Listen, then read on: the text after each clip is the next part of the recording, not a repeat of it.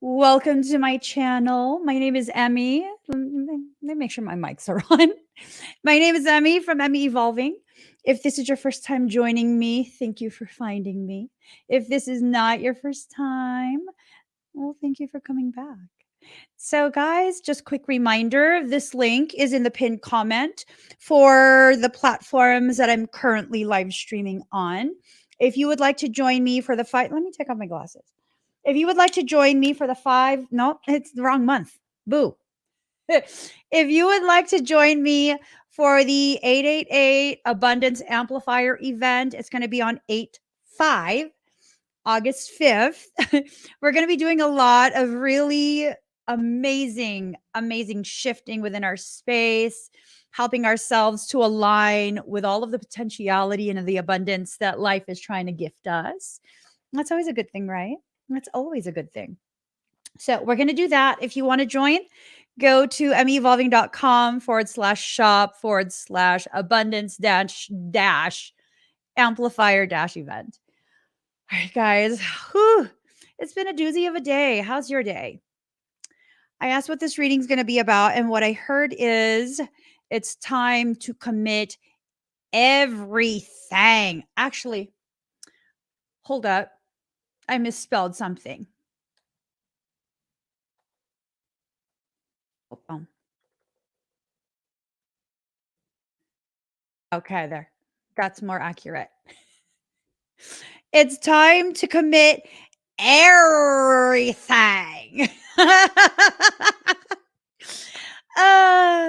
It's just,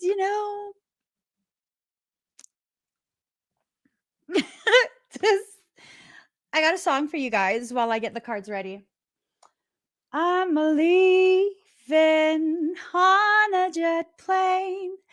I know when I'll be back again.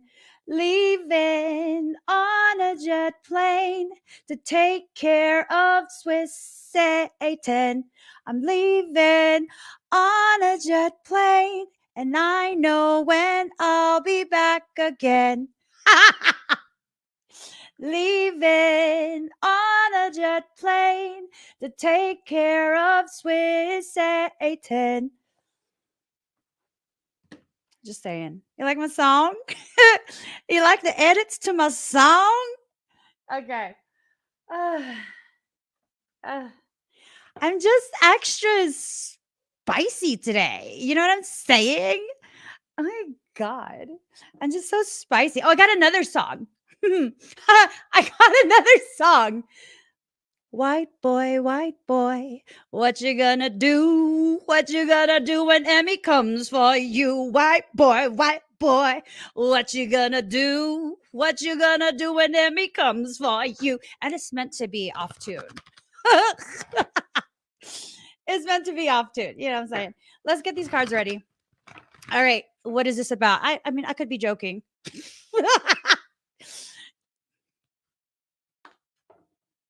I could be bluffing. But just so you guys know, I'm not going to be able to come live for a few days. I need a vacation. I'm leaving on a jet plane, 'cause I know when I'll be back again. Leaving on a jet plane. I don't like to fly, but who cares? It's not exactly a place I can drive to. You know what I'm saying? Your girl loves to drive everywhere. That's the real bee's knees. I can't stand being confined into a cabin so close to other people for God knows how many hours that's going to be. But a girl's got to do what a girl's got to do. A girl's got to do what a girl's got to do. Skadoosh. Okay. I gotta focus. This is what I gotta do. That's what you gotta do, girl. You gotta focus. So I put this here. Y'all, if I could just recommend, I think everybody needs a chicken nugget light. It just feeds me. Let me put I'm wearing my husband's clothes. I'm saying I'm wearing his clothes right now because, you know, it's just there. It's all right. Chicken nugget lights get me feeling very like balanced. But it gets hot. Oh, it's too far. It's a little bit too far for me to reach. So it's just going to be what it is. You need a chicken nugget light. Everyone does. Seriously, it helps. It assists with lymphatic drainage. Depending on the frequency band that the light is utilizing, sometimes it'll help with hair regrowth, if your hair has been falling out and stuff, it could help with that. It could help with all sorts of different things. I'm just, okay. Sorry. I just exhaust myself. I'm exhausted. I'm exhausted pulling the sleeves up. You know what I'm saying? I want to get some chicken nugget loving on my arms. It also helps when your muscles are exhausted. It's exhausting being me. I got the cards ready, you guys. I'll stop messing around now. I'm just saying. Oh, girls. Yeah. Okay. I'm sorry. I didn't mean to do that. I mean, it popped in my head and it came out my arm. That's that. Minimal impulse control. If you're going to learn one thing about me, learn this really good, really well. Learn this well. I have about this much impulse control, which it adds to my charm.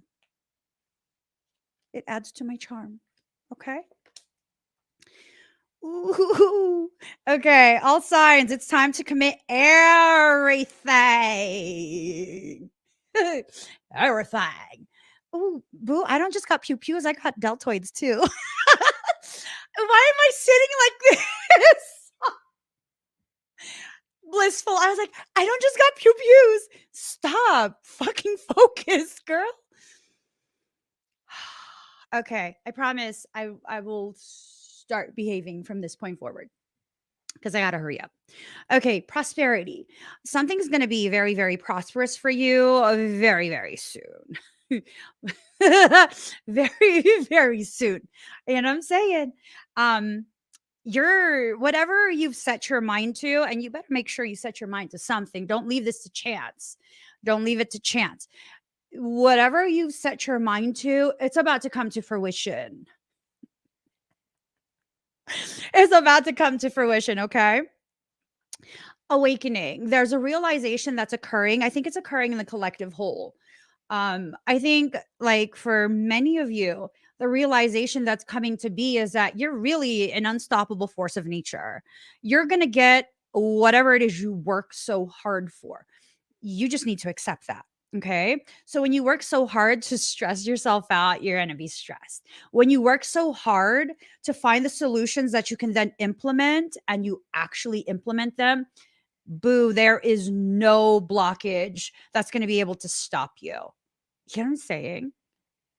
I'm saying, but you got to do the work. You got to do the things that need to be done. You have to no longer allow things to like, ooh, I heard some words. Discredit. I don't know what you're dealing with. Don't let people discredit you. Ew. Don't do that.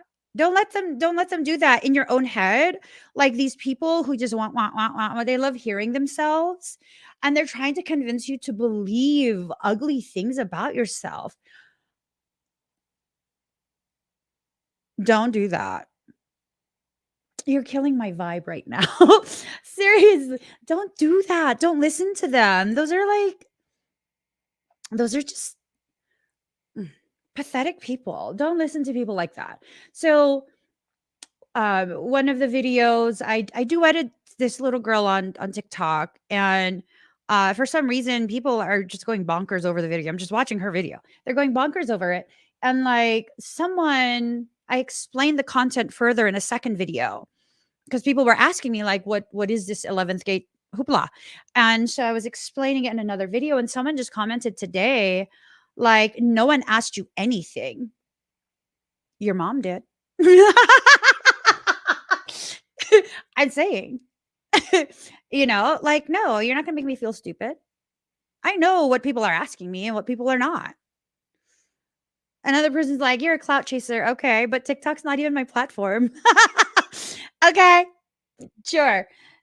Don't let people, and I'm noticing this so much on social media, especially so much.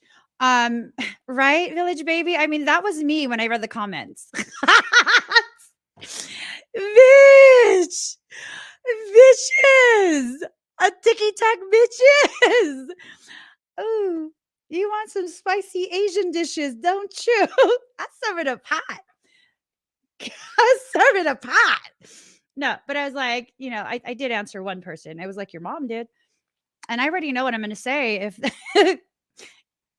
I already know what I'm going to say if they're going to try and be like extra trollish and be like, "Oh my god, I can't believe you said that. My mom passed away." Right, because I'm a psychic medium. I heard her tell me this. I heard her ask me, "Why do you think I said that?" By the way, your mom is so embarrassed about you and your behavior. I'm saying sometimes you guys got to recognize when people are volunteering to be your personal entertainment for the day. Okay? This That's how I know we're meant to be, Village Baby. Me and you, the mama and the cousin too. I'm just saying, they hate us because they ain't us. So when people volunteer to be your personal entertainment for the day, I mean, you got some decisions to make. Will you let them? Will you accept the invitation? Or are you just I think I'm too busy to accept everyone's invitation, but a select few, I'll make some time for you. I'll make maybe like a minute or two time for you. It don't take that long to, type things up. But for the most part, don't waste your time on nonsensical stuff.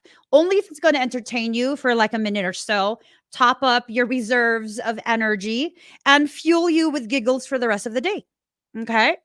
So, whatever this is that's happening, the hemorrhoid of the situation that has been just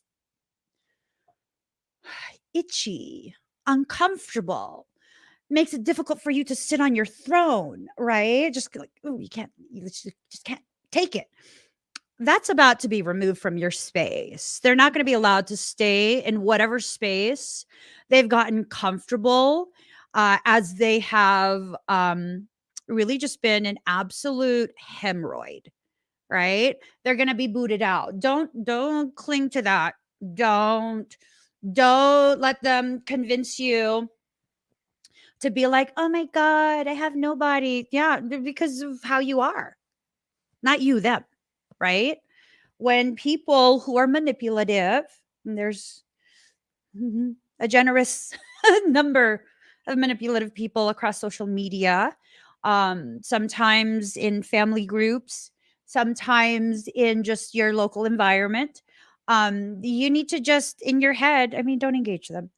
When they're like, "Well, what about me? Who am I gonna have? Nobody? I don't have anybody." You just say in your head, "Yeah, because of the way you are."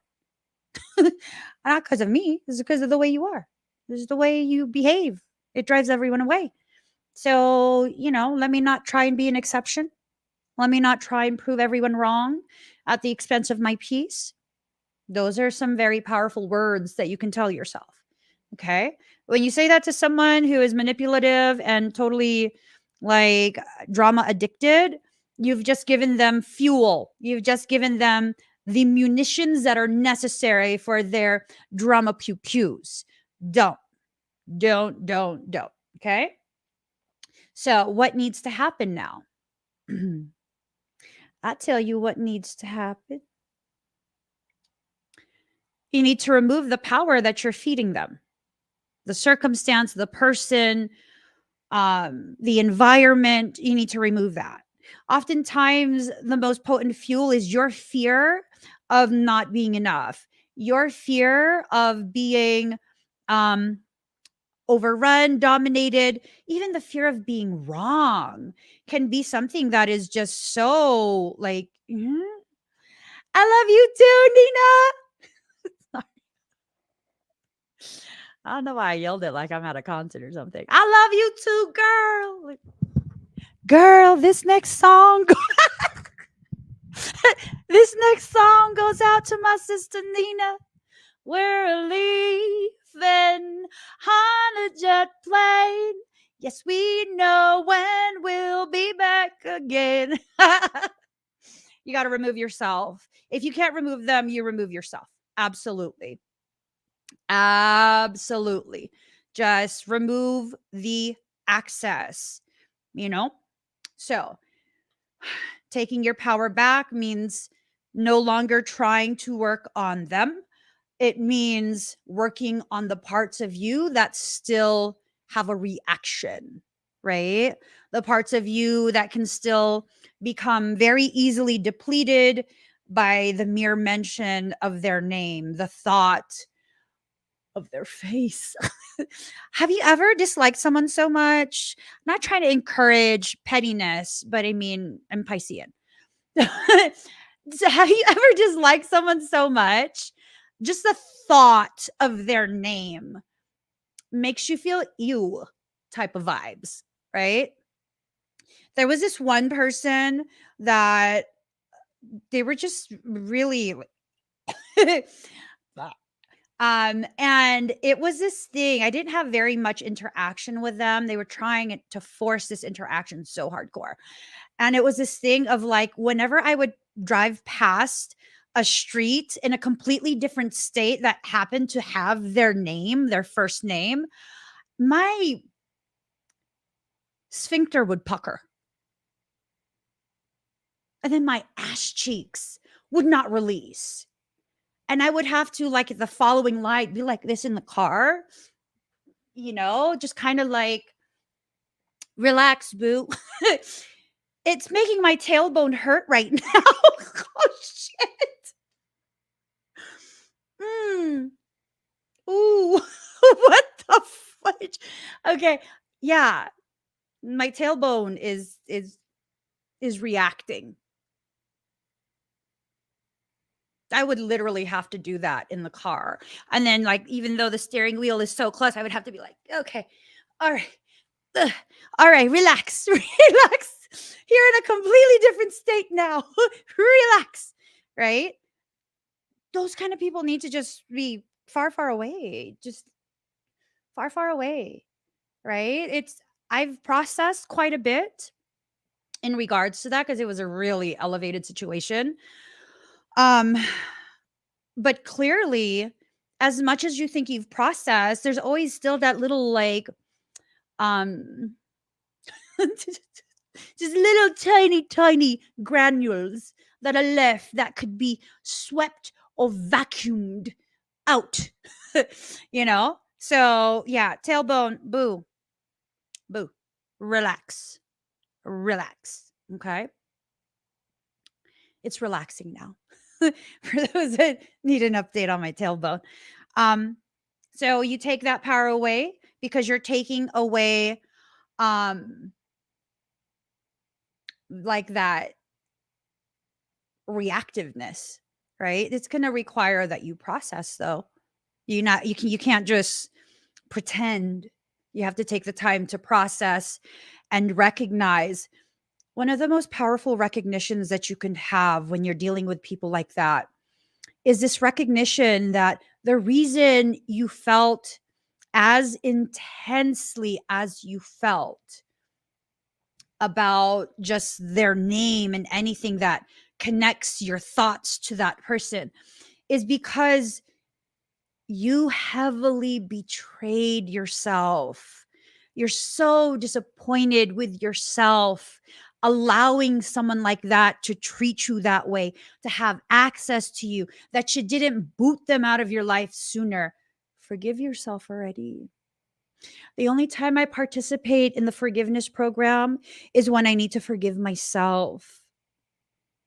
That's the only time. Everyone else, I swear to you, they don't need my forgiveness. I don't participate in that forgiveness program. I'll explain to you why. I don't believe in the concept of forgiveness of others because, first off, in order to forgive someone, you have to first identify as their victim, that you weren't strong enough to stop them from dominating you. Was that ever really a thing of you weren't strong enough? Let me shake your emotions like a shake weight. Okay, let's shake those emotions like a shake weight for a moment.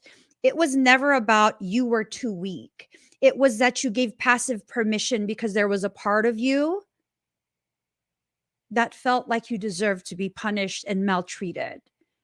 And so the first person that you saw that had the capability, the capacity, and the willingness to participate in that cycle of self punishment, you went ahead and you let them in. It wasn't because they were stronger than you. It wasn't because you were dumb. It's because a part of you felt like you deserved to be punished. And so you found someone willing to do it.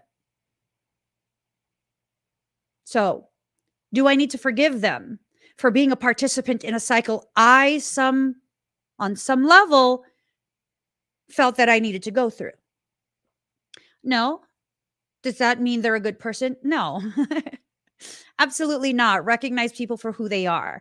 Don't give them a second time to access you and finish off what they failed to finish off the first time they tried to screw you over. Okay? So you leave that alone. And then what you end up doing is recognizing, why do I do that? Why do I let those type of people in? You allow yourself to recognize where the wound lives inside you, and you begin to tend to that. There are multiple houses within your field, your auric field, your auric kingdom. In a kingdom, is there only one house, the palace, the castle? No. You have all these other houses that make it a kingdom, these homes that other aspects of you live in. You have to begin recognizing when you keep calling an abandoned, condemned home your home. If the past keeps haunting you, it's time to pack it up, pack it in. Let me begin. I came to win, battle me. That's a sin. Okay, I'm sorry. I love House of Pain. Anyways, ooh, do you love House of Pain? Is that where you live? The House of Pain? Not the group, but a house within yourself that you choose to call home. Ooh, damn. It's time to move, baby boo. It is time to move. And then comes this thought of like, maybe you don't want to move because you're like, I don't have the budget to move to a bigger home. Who said you needed bigger? Who said you needed bigger? That's your excuse? Well, but Emmy, where am I going to put all my stuff when I move to a different home inside myself? Boo. Just because you hoard toxicity doesn't mean you have to pack it up and move it to the next house. Leave it where it is. You're not selling that house. Leave it there. Let it live there. That's where it belongs. And that abandoned, condemned, outgrown space that you should go back to, you should go back to only when you need to revisit the lessons so you can remember what you learned, right? You have so many houses within your auric kingdom. Why keep choosing the only one that's toxic, right? We lug around all of this emotional baggage because we're so committed to carrying that everywhere we go. I mean, I'm at a point where I'm like, I got storage houses upon storage houses of emotional baggage, as well as storehouses for the fucks that I give. I give plenty of fucks about plenty of things that are important to my growth. Nothing else. Nothing else. It's not about not giving a fuck. Giving zero fucks. That logic it comes from a wounded place. The logic of being a bad bitch, right? Like, I'm not a bad bitch. I'm a powerful woman. That bad bitch era that I was in when I was a teen in my 20s. Yeah, that was the wounded girl that was dressing up as a woman, but didn't know how to stand her ground as a strong woman. I'm not a bad bitch. I am a powerful ass woman. Ooh, what? The rage is gone. Just like that. My batteries are charged up. It's a beautiful feeling. It really, really is.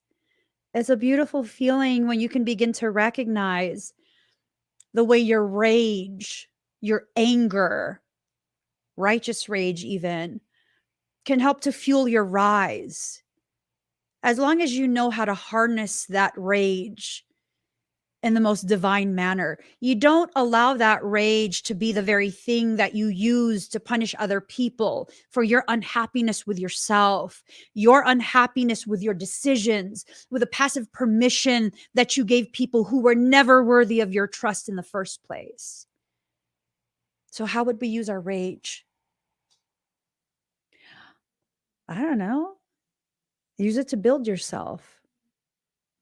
Have you ever noticed? I don't know about y'all. I don't know if it's a woman thing. If I ask someone for help, aka my husband, because I don't like to ask people for help. If I ask my husband for help and he's taking longer than what I believe is an appropriate amount of time, I ask this man to do so much on a daily basis. Yeah, no, sometimes I get real mad within myself, like really mad. And instead of taking it out on him, right? Because immediate gratification, right? Instead of taking it out on him, I just do it myself. I just worked up all this energy inside me and I'm going to use it to do what I needed to do. I just do it myself. And I've learned to not be angry about doing it myself. I've taught myself to make a decision. He's doing something else that clearly is important. I need to do it myself if I'm under a time crunch. I can't be angry that he cannot satisfy my immediate demand, right? No, that's not fair.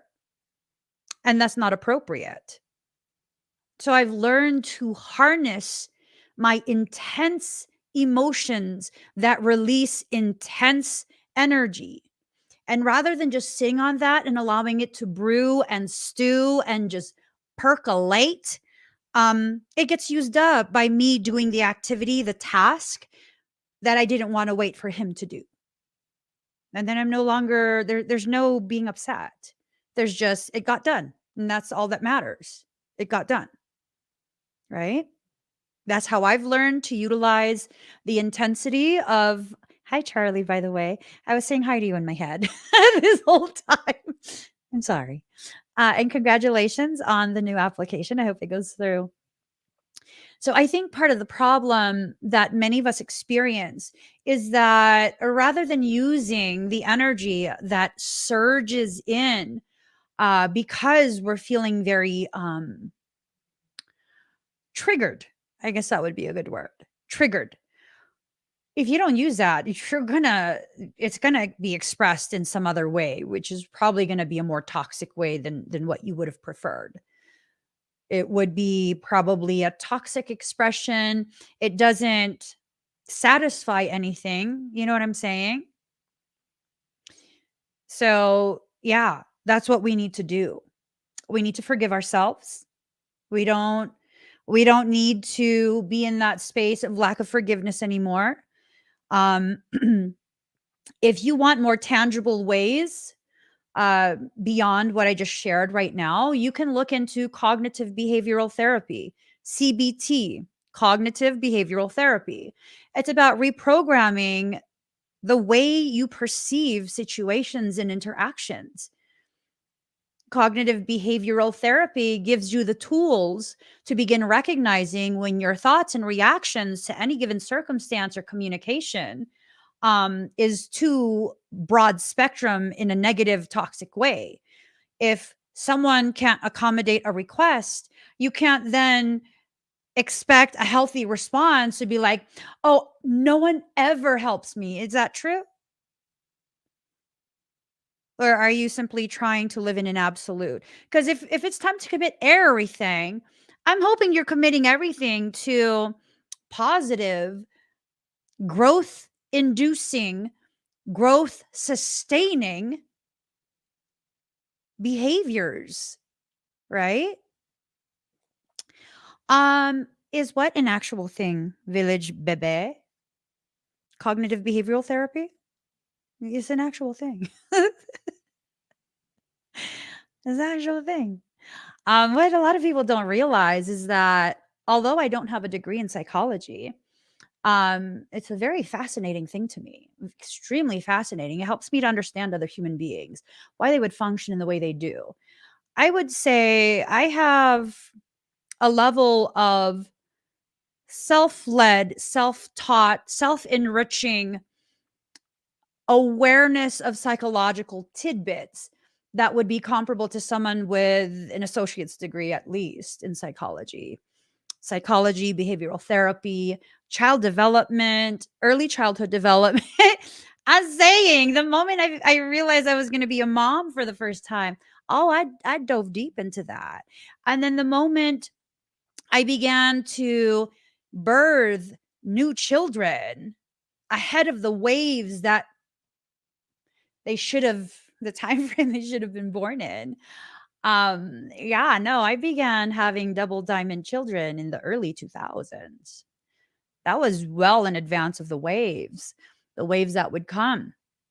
And seeing the potentiality of struggle, social awkwardness, and all of these things. Oh, you best believe I engaged myself in very, very intense, very deep educational endeavors regarding the development of children and how to be the best possible guardian and guide for that type of child. If you have new children, ones that are neurodivergent and you can't tell them what to do, they are not defiant. Stop trying to convince them that they are broken and a problem. The problem is you don't know how to address the actual issue. The issue is, and I hope you guys really take this in, the issue is these children, to some degree, are aware of how advanced they are. They are actually more like elder souls than children. And their environment that they're aware is a lesser consciousness, a lesser awareness than their own, regardless of their age, is trying to dictate things to them without considering the other components that need to be considered for any given circumstance. So when you demand something from them, they're going to be like, no. When you say, I said so, because I said so, but you don't even know what you're talking about.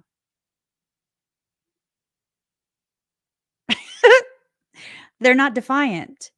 They're aware, and they will not be subjugated, oppressed, or dominated by a lesser life form. They won't say that to you, but I will. I will. I'll be the voice. They can't articulate these things. They don't have enough human life experience in this lifetime to be able to articulate these things. They just express themselves in a way where clearly you irritate them because you're not listening, you're not considering. So, how do you get a child like that to listen? You request. You request and you give them a moment to consider. And if they disagree, you explain to them why in this moment I'm really needing your compliance because we work together as a unit. As a unit, we work together as a unit. My children listen to me very well. We don't always agree, but they listen to me very well. Why? I understand you don't want to do it right now, but we as a unit kind of need to get this done already so that we can move on to the next task, right? Yo, something's up with this energy because we got up at like, I don't know, 5 or 6 in the morning. One of my littlest ones was just hell bent on doing schoolwork by themselves. Yeah, no, they're self-taught with everything. And then they just come to me if they don't understand a concept and I'll explain it to them. But yeah, so he's focused on doing his schoolwork, which yay, self-regulation and I love it. And then the other one of my littlest is doing push-ups. I was like, what kind of day is this gonna be? He's doing massive amounts of push-ups because he felt like it. At what time in the morning? I don't even think the sun was out yet. He was doing push-ups, diamond push-ups, and all kind of different push-ups. Yeah, that's how you burn up the energy so that you can better self-regulate. My kids are extremely proficient at self-regulation. Absolutely. They're all aware of the tasks they need to do and they regulate themselves, right? So, it's one of those things. It was super supercharged like, "Bro, why are you at the foot of my bed doing push-ups in the dark? Someone put you up to this. What the hell's happening up in here? Up in here? I don't know. I don't understand." But I was just like, "Okay. I assume you have extra energy and you're burning it up in a productive way." I accept it. I accept it. Ooh, relief opportunities are available. Mm, I'm saying. I'm saying relief opportunities are available. I just got a notification. So it's time for you to find ways to relieve all of this frustration and stress. Okay, let me tell you guys something. Sexual exploits and material conquests are not a way to relieve the frustration. That's like entering into a manic episode. Okay. You're going to regret decisions and activities that are decided and performed during periods of frustration. Do something that will increase your awareness of your personal power or something that will increase your physical strength. Those are perfect ways to begin, utilizing the frequencies, the energies that are in excess. It's time for you to find ways to heal yourself. Okay? It's time for you to find ways to heal yourself, to heal the parts of yourself that are needing a little bit more or a lot more attention from you. So, I'm sorry. The air is so dry. Ah. um hmm. Mhm. That's a lot though. So, Michael's telling me that some people are it's like they get micro triggered by the word heal. Just hearing the word heal being directed at them in regards to advising and all of that, they get triggered. Okay, well, then fix it. Can you fix it? Yes, we can.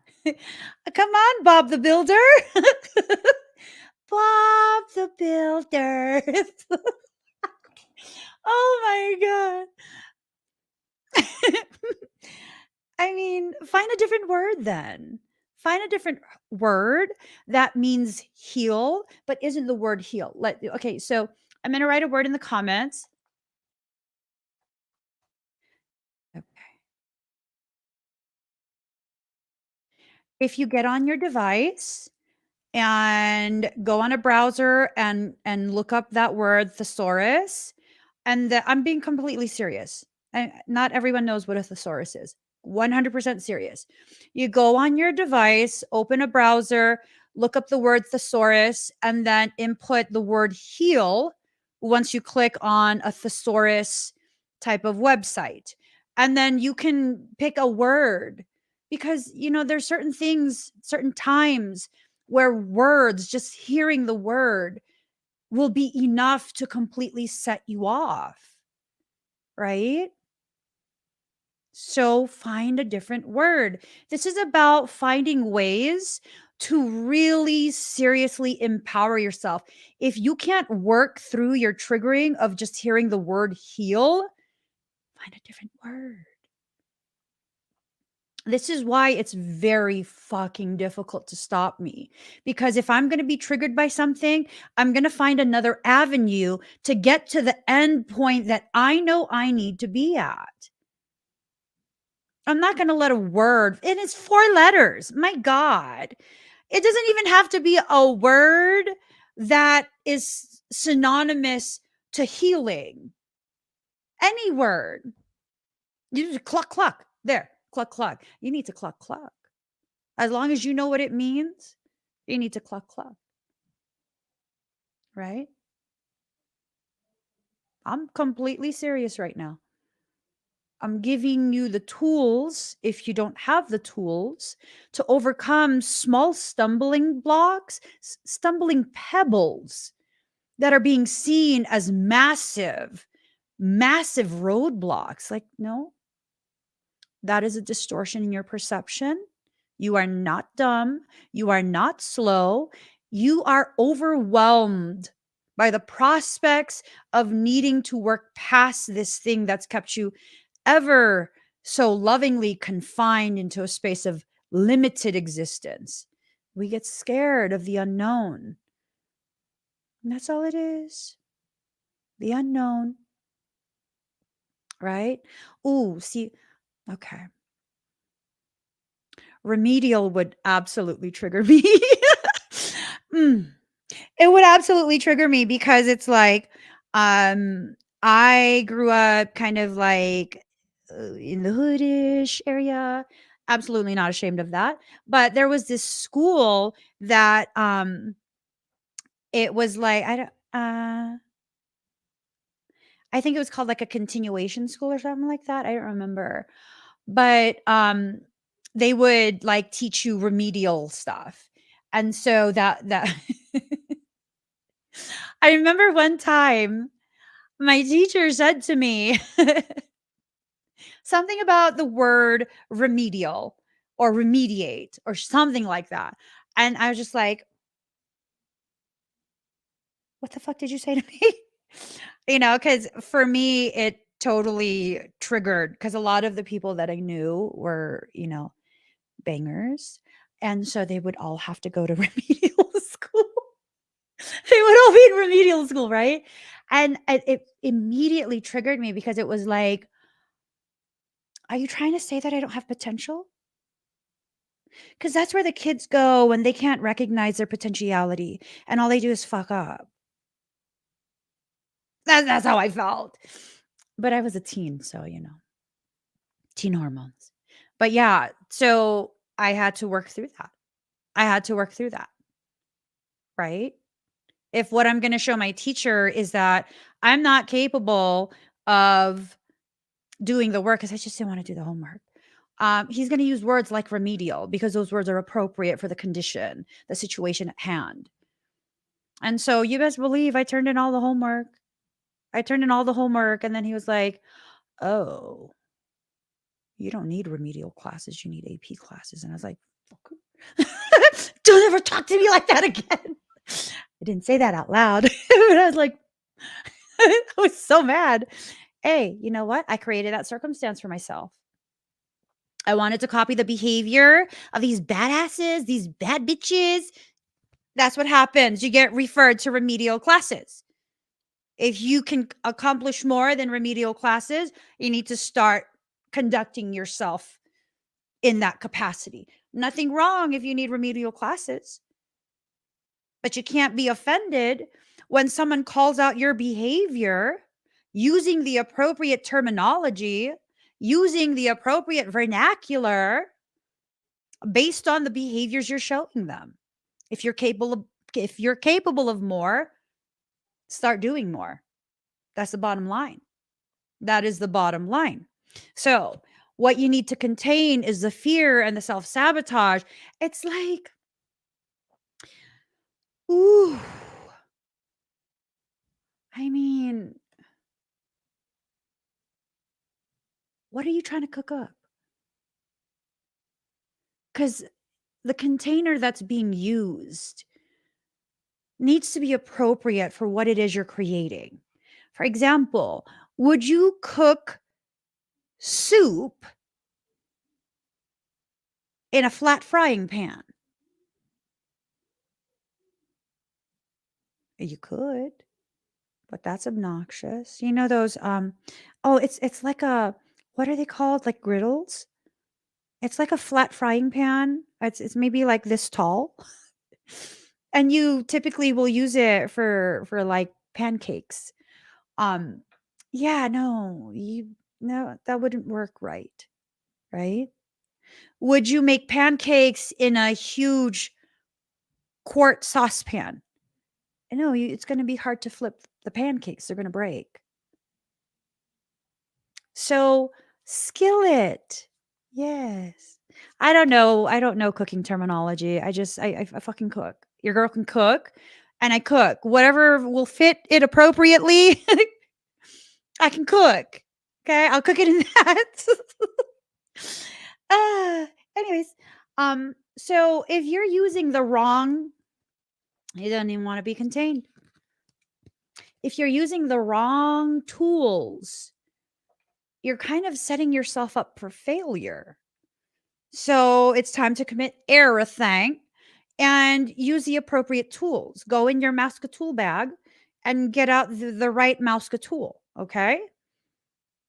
You're the star. You're not Goofy. You're not Donald. You're not Daisy. You're not any of those things. You're the star. You have a Masca tool bag.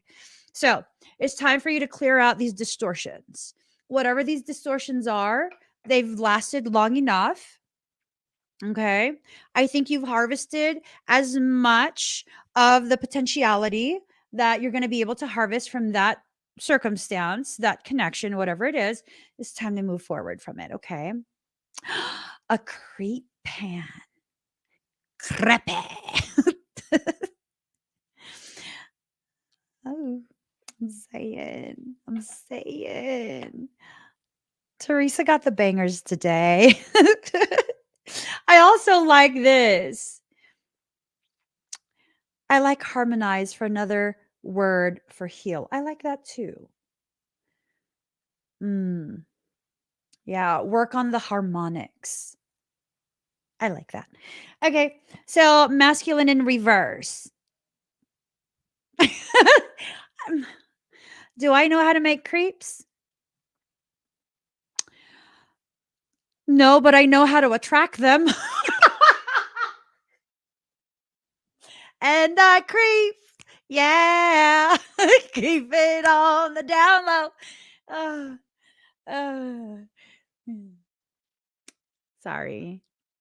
I could not help myself. Oh, I couldn't help it. I I don't know how to make crepes.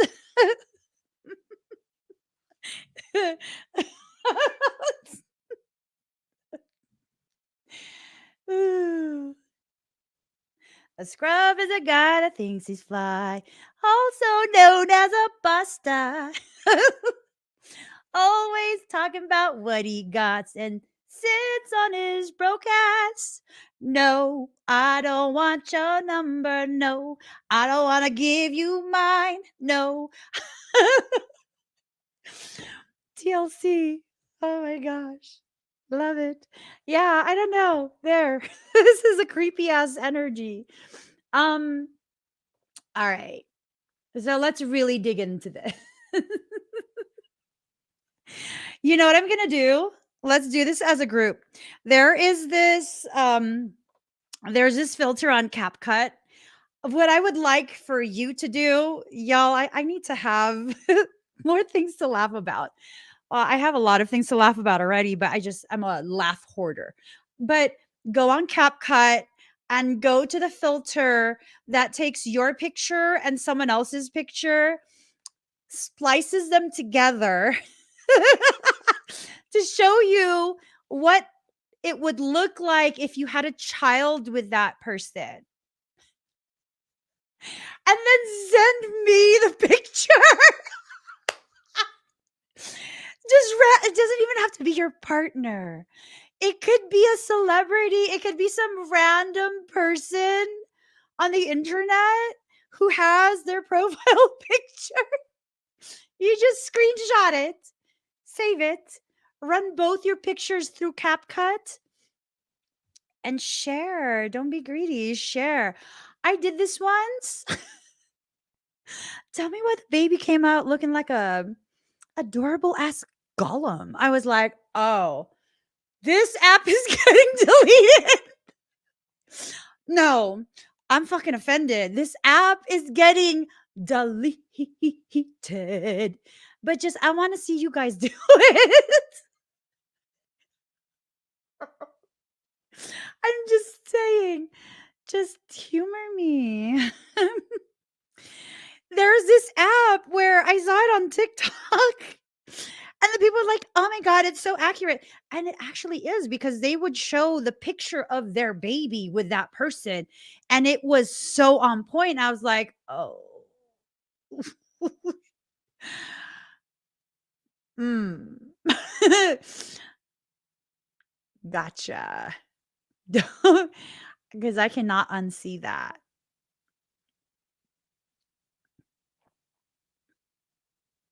I cannot see that.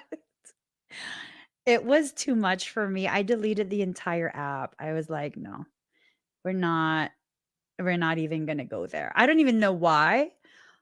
Like, well, I know why. I wanted to see if it was accurate. So I was going to upload a picture of me and my husband, and I was going to see if it looked like any of my kids. And then it just immediately got reactive and was like, oh my God, if I do that, that might mean I will have another baby. And I'm done. I'm done. I don't want any more. And I was just like, oh, you know what? Let's just pick a random ass person.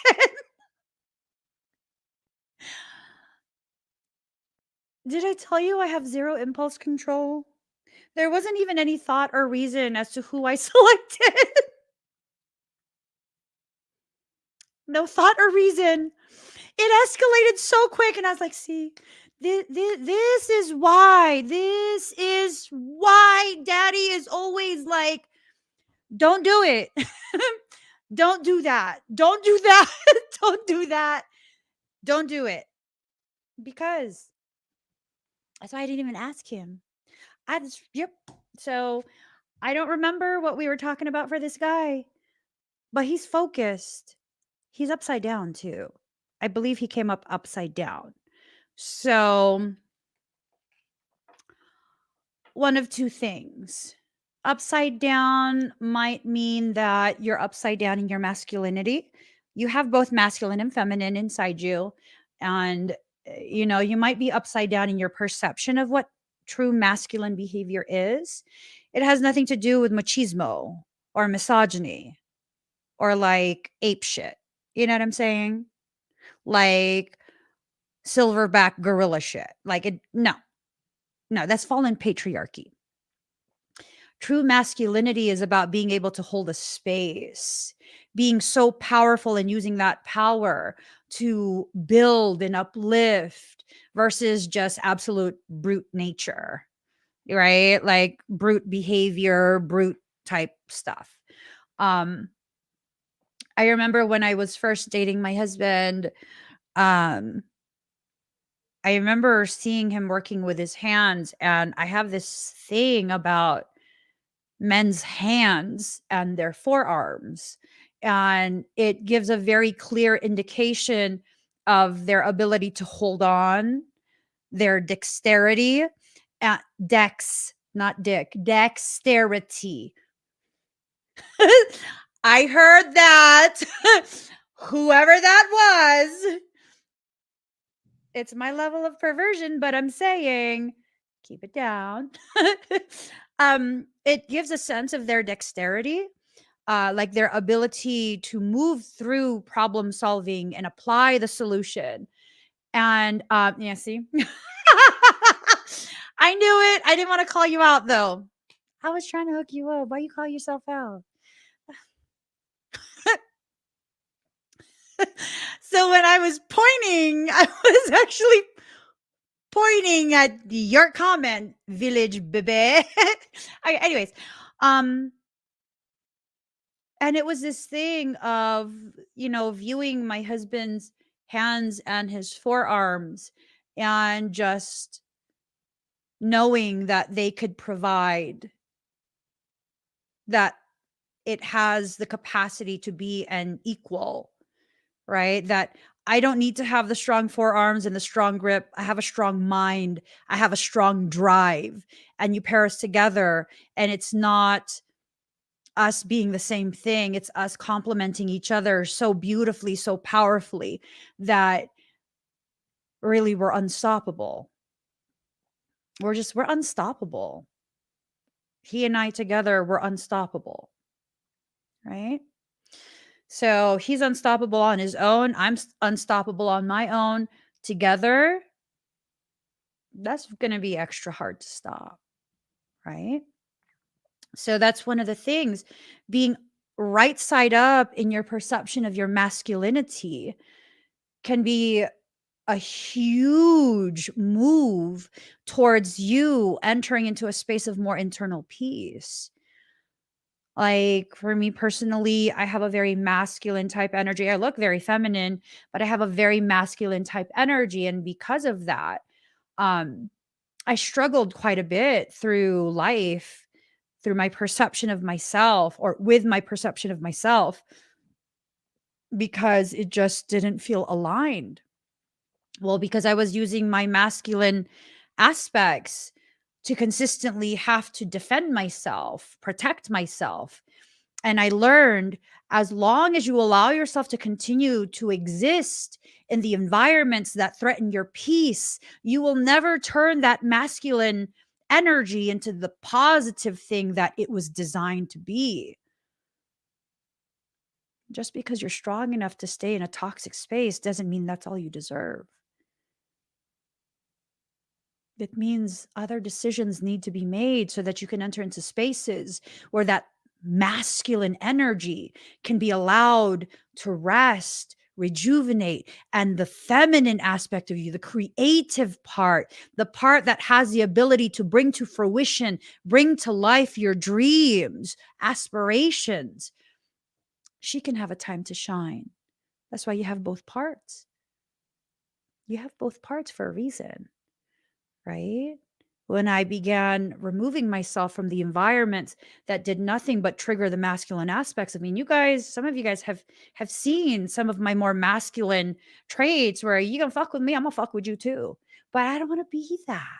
I want to be able to exist in an environment where it's like, stop. That's not necessary, right? It's much more peaceful. And I also learned I don't need to cage up my masculine side and pretend it never existed. I need to allow it to have a space beside me, just like the feminine has a space beside me, and I'm centered. So, any given circumstance, I have access to all the parts of me that are necessary to neutralize and remain in a space of centered peace. Right? So, the coldness that you feel towards yourself, it's just a season. You're just going through something. You're fine. I'm not trying to convince you. I'm telling you, it is a season. The coldness that you feel towards life, the coldness that you feel towards others right now, because a lot of people have been being triggered over the past couple of weeks. There are a lot of agitating frequencies running rampant.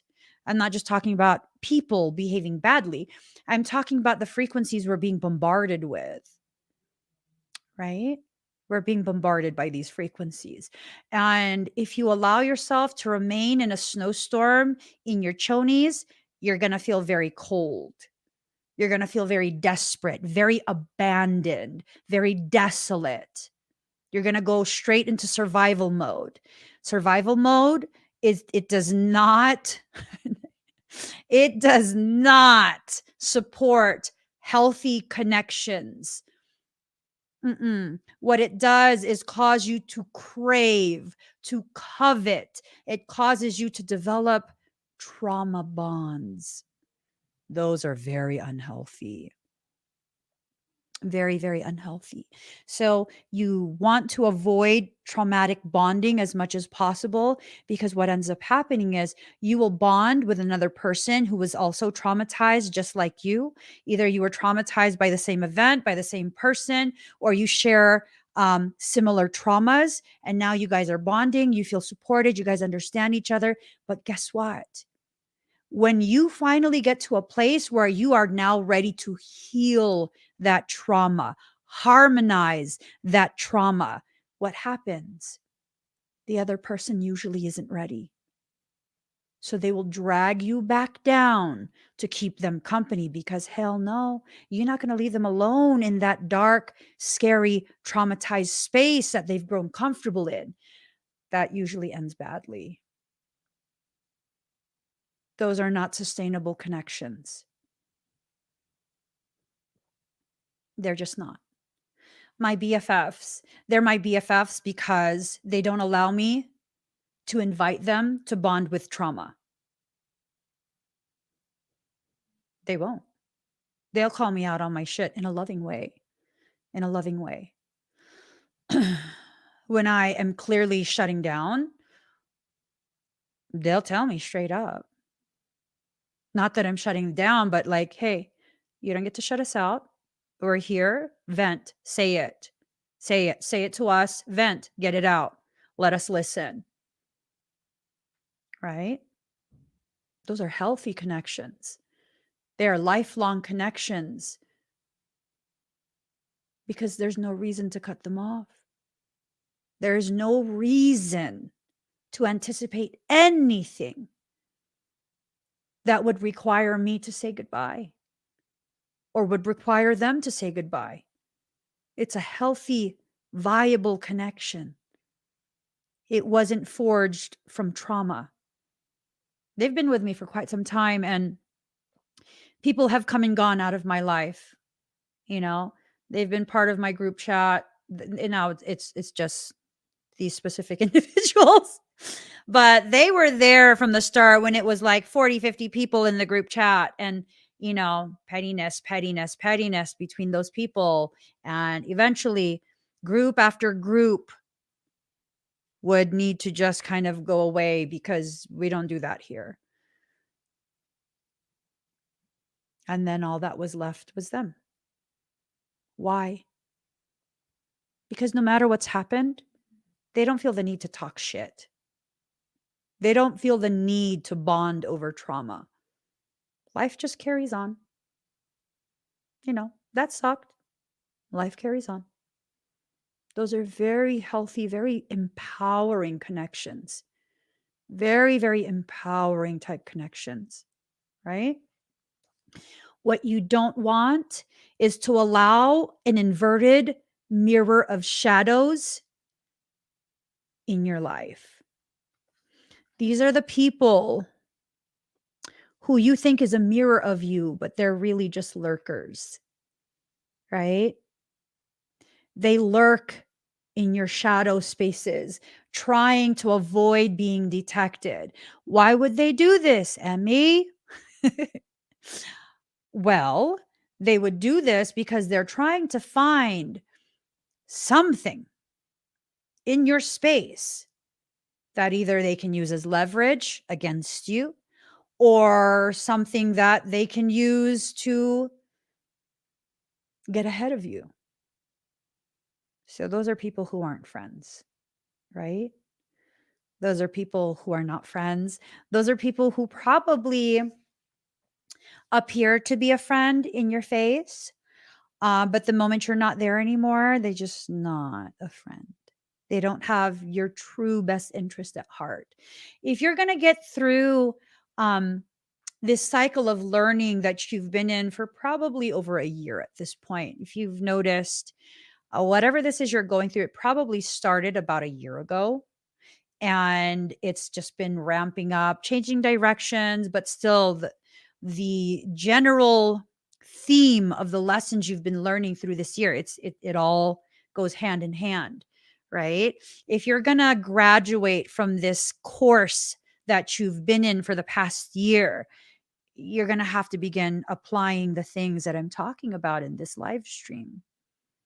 Not because I know better, but because I've experienced things and this is how I've been able to help myself. So it's my hope that sharing this information with you will give you some ideas that you can begin to implement in a unique way, in a way that's more appropriate for your unique circumstance. And you can make some progression, right?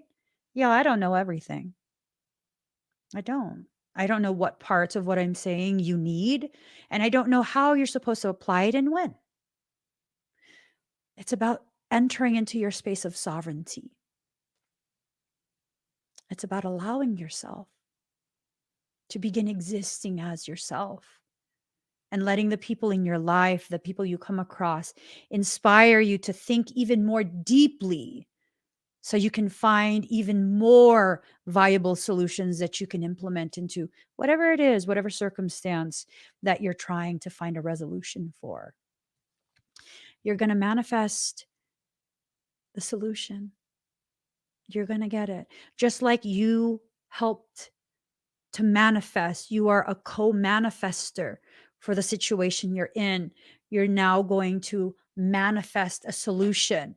And for some of you, you're going to manifest a co-creator of a new way of being. You're going to draw to you someone who has the ability, the desire, the willingness, and the capacity to help you co-create quite a few different solutions. Okay. Be careful though. Don't be so quick to just assume it's a specific person. You got to observe for quite some time. Take your time, be patient, observe. Are they very true to their word? Are they trustworthy? Or do you get a weird feeling? If you get a weird feeling, you better pause. You better seriously pause. Hello, Aunt Show. Okay, card number 9, honor yourself. First and foremost, you have to honor yourself, okay? Honor yourself, honor your needs. It's not even like you need to be selfish for a little bit. There's nothing selfish about honoring yourself. The person that told you that is a manipulative liar. There's nothing selfish about honoring yourself. Okay. The people who make you feel badly for committing your entirety to your self growth, self healing, uh, the progression of your spiritual lessons. Uh, it's an assumption, but I think it's a very high probability of accuracy type of assumption. Those are people who are probably upset that you're making it so inconvenient for them, so much more difficult for them to continue using you. I mean, why else would they be upset about you going through this period of learning how to properly care for yourself, how to properly address and honor your needs? I had someone years ago who there were someone who would purchase a lot of things on my auctions and live streams and whatnot. And I'm always grateful for people who, support my business. Um, so I would be very, very expressive in my gratitude. And a part of that would be being available all hours of the day, as long as I'm not in a session, or live streaming, I would be available all hours of the day via Messenger, right? Facebook Messenger. And it got to a point where, yes, this person would buy a lot of stuff. They were a trust fund baby, literally trust fund baby, which is, there's nothing wrong with that. But they had like indispensable amounts of funds. And so it got to a point, and I'll explain why I included that.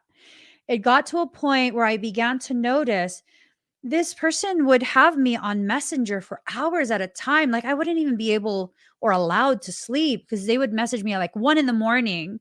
and expect me to answer them immediately and just, soothe them and all of this and all of that and pull cards to kind of give them confirmation about what they're struggling through and this and that. And it got to a point where like I'm tired. I have to work the next day.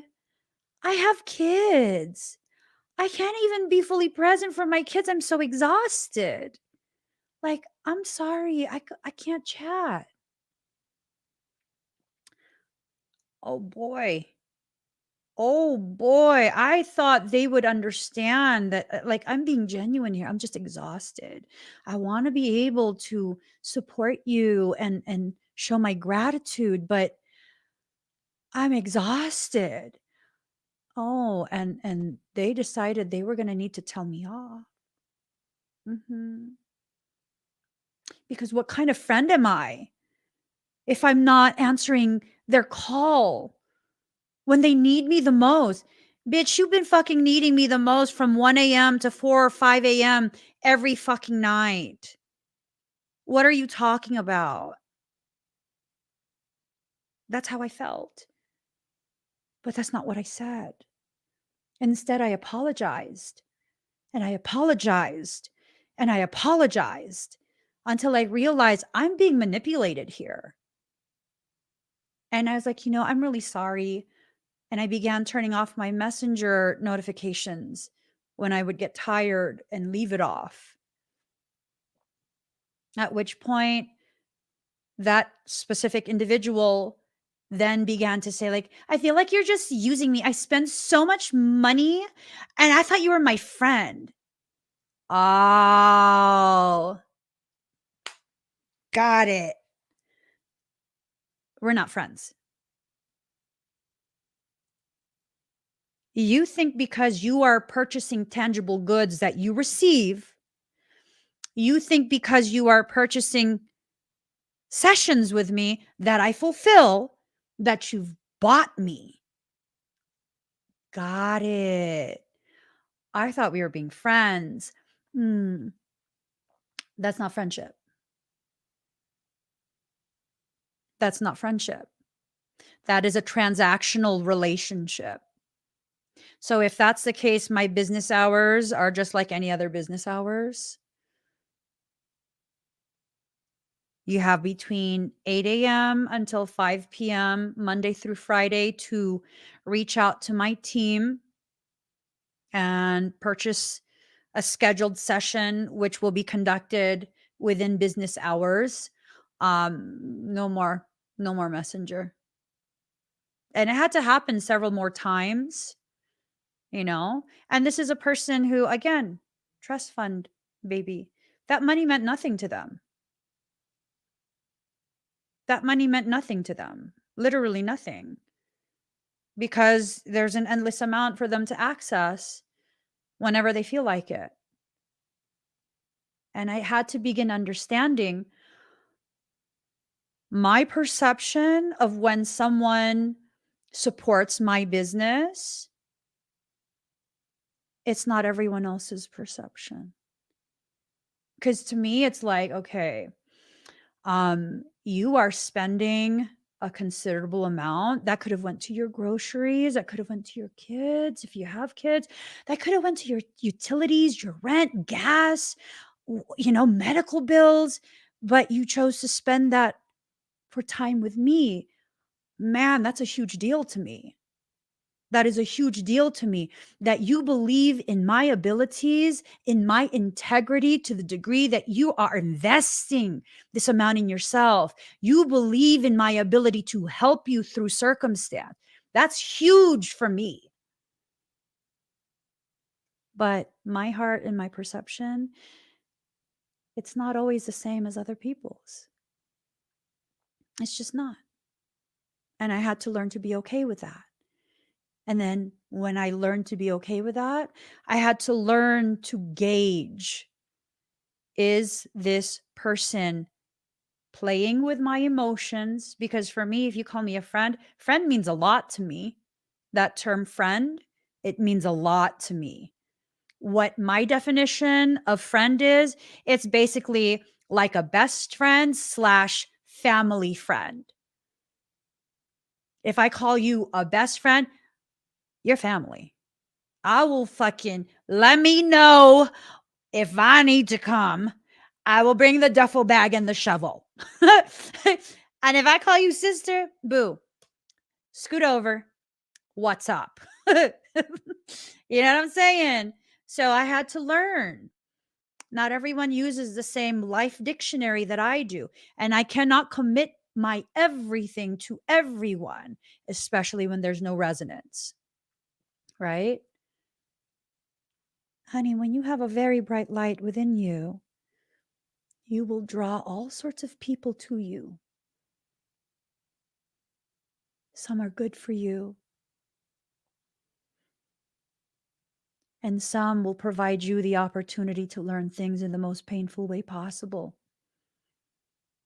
Both will benefit your journey, but you need to learn, if you don't like pain, some people just need to be left alone. They need to not have access to you. Okay? That's something that is very difficult for empaths, people like us who are lovers, givers, nurturers, empowerers. Those of us who feel so deeply, is very hard for us.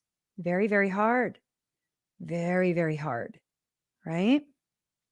Card number 36, which the magic you seek inside of you. Oh, the magic you seek is inside of you. Let it flow. You're just going to let it flow. Let it flow, let it flow, let it flow. Uh, um, so card number 31, solitude, alone, but not lonely, right? Sometimes you need to have some time on your own. That's not a punishment.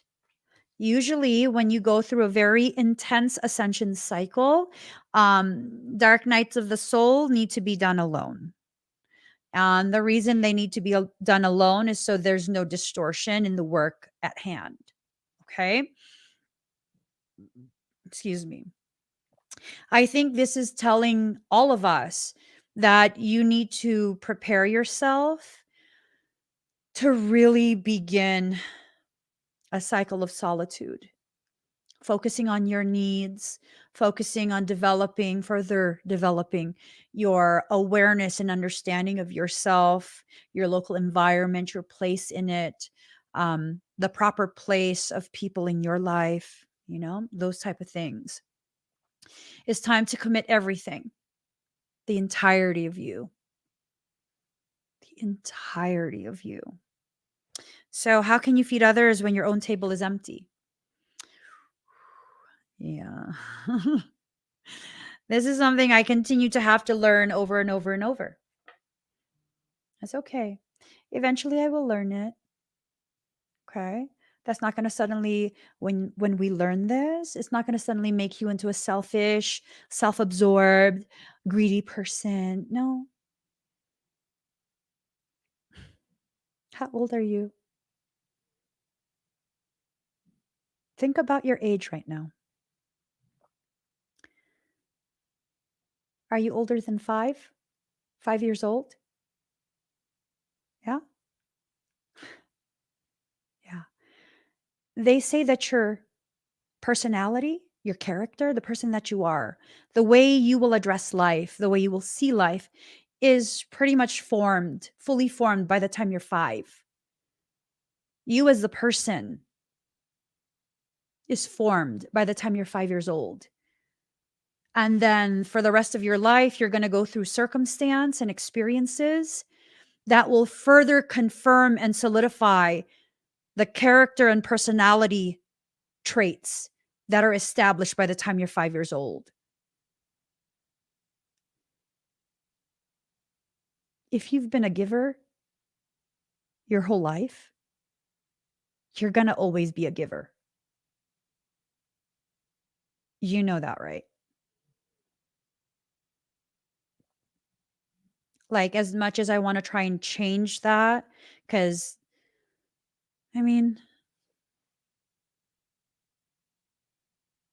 some people can take advantage of that, right? There are people who will take advantage of that if given the opportunity. I can't change that about myself. I have told myself many, many times over the years, that's it. I don't give an F anymore. I'm not helping no one. Bitch. Lying ass hoe. Yes, you are. Yes, you are. Duh. Because that's who I am. That's how I am. That's how I am. I will always be like that. I will always be like that. That's my personality. That's part of my character. And if I'm going to keep trying to see that or allowing myself to see that as a character flaw, that's really going to fuck up my perception of who I am and the gravity of who I am, my worth, my strength. It's time for you to start seeing yourself clearly. I will always be a giver. I will always be a lover, an empowerer, a protector. Those are just parts of who I am.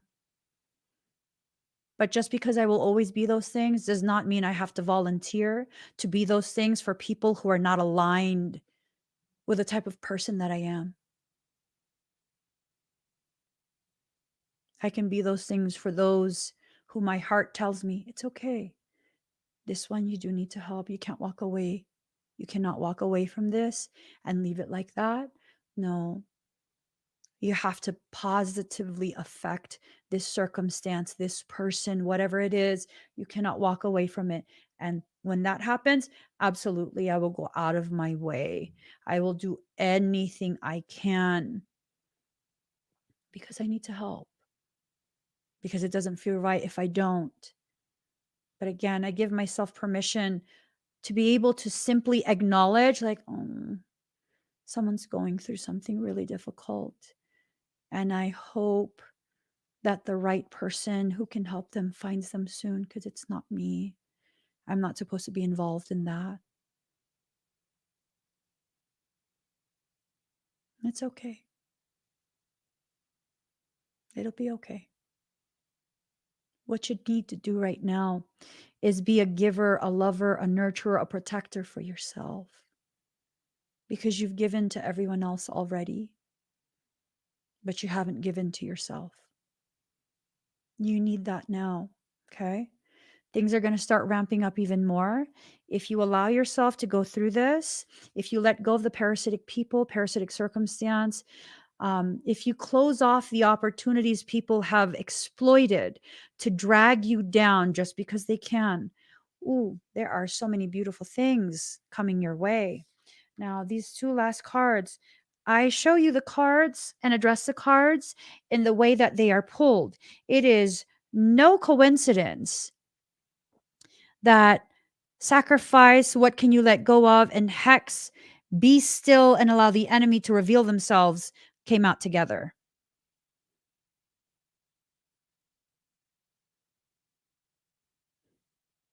That's not a coincidence. For some of you, there is a snake in your garden. You need to get rid of that. It's not a harmless snake. It is a venomous one. And their venom is necrotic. It rots you from the inside out. And there's no way to save the area that has been affected by this venom. You simply have to excise it. You have to remove it. You have to take it out. And the longer you leave this venomous snake in your environment, the more it has the opportunity to continue poisoning your sacred space. You will lose even more. I don't know who needs to know this. You need to accept this. Whoever it is, you know when it's resonating with you, whoever it is, being a martyr is not going to fix it. You're not going to save them from themselves. There's nothing to save them from. These are conscious decisions they are making. They are choosing it. There are people who exist who would willingly suffer as long as they can use that suffering to convince you to do what they want. That is emotional manipulation. That is an act of war. You don't have to show up for the war. Just cut them out. No, you don't need to explain nothing. When you're dealing with a person like that, whatever you explain to them will be used against you. I'm gonna keep it really real. There are some people where they don't know they're being toxic, right? They're just going through something really difficult. It's a very specific, acute type of situation. And if it's too much for you, yeah, explain to that person, I don't want you to feel abandoned, but right now, I don't know that I can help. There's just so much going on within me, and I don't want to further complicate your situation. You're already going through so much. So I just want to let you know I'm going to be quiet for a little bit, but it's just me tending to my own like insanity. You know what I mean? There's crazy stuff going on, and I don't want to burden you with it. And it's just, And then there's other people who it's a consistent thing that don't even explain anything. Just, yeah, no. I'm good. I'm good. Right. There was this one person in my life who at one point meant so much to me, and I would just help in whatever way I could help. And I saw a pattern very quickly that the only time they reached out was when they needed large sums of money from me. And I'm kind of just like, I'm good. I'm good. I'm good. So I'm not sure why they reached out. They tried to video chat. And it just didn't feel right. So I didn't answer it. And then maybe a few weeks or a few months later, they tried to video chat me again. And I got the same feeling of like, I don't trust you. And I don't have it in me to maintain that boundary that would make it a healthy interaction with you. And so not only did I not answer it, I blocked them. And I felt bad. I was like, I mean, should I at least explain? No. No. Because you haven't yet mastered the enforcement of your boundaries, Emmy. So no, you should not place yourself in a precarious situation that you will give in and you will give them what they want. This is the very reason why I'm not involved in some of the administrative processes in my company. A large portion of them. A large portion of the administrative processes in my company, I'm not involved in it. I'm not. Why? Because I will say yes to everything. You're having an issue, your issue, your communication, and whatever documents, whatever like emails and stuff, the conversation that's happening, all of that will be forwarded literally to an independent review board, along with whatever policies, procedures, terms and conditions, member agreements, all of that. All that will be forwarded to an independent review board. that has been contracted by my company. And then they will base their decision in a neutral manner based on the details, based on the policies, no exceptions for anyone. And then they inform my husband, and my husband informs the person. And I'm not involved because I'm going to be like, oh my God, but they're, no, yeah. Because people be taking fucking advantage of me left and right. That's my own doing. I can't say no to people. That's just how I am. Well, no, I'm learning to say no to people. I'm learning to say no to people. I am. But I have not mastered that enough yet that I can trust myself to be level headed in any of those decisions. I can't have my emotions be part of decisions that are not an emotional circumstance. And if you can't do that yet, you got to be very honest with yourself and take the proper precautions. You just need to. This is how you maintain peace in your life. This is how, right? Um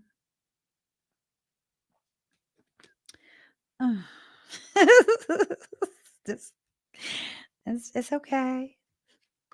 It's okay. I'm a leaving on a jet plane. I don't know when I'll be back again.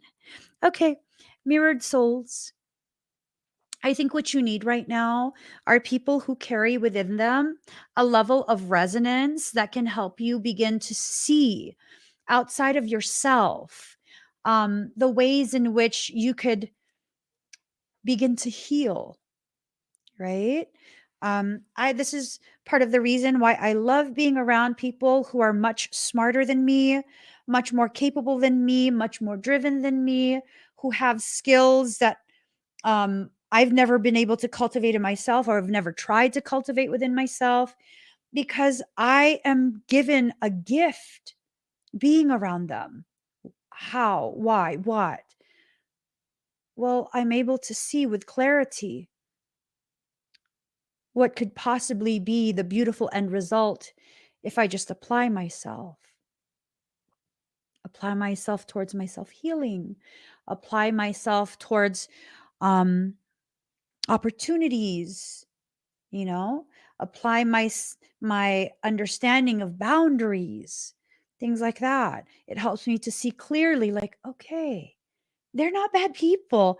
So if I do that for myself, that doesn't automatically make me bad. Okay. Maybe I can say no. I can, but do I? Sometimes. Sometimes, if you approach me in the best way possible, it inspires me to say no. It inspires me to say, hell no. No, I struggle with saying no still. That's okay. I'll get through it eventually. You're on a sacred journey.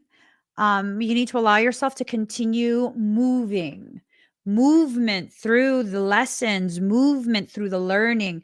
It's important. Things only go bad when you become stagnant, right?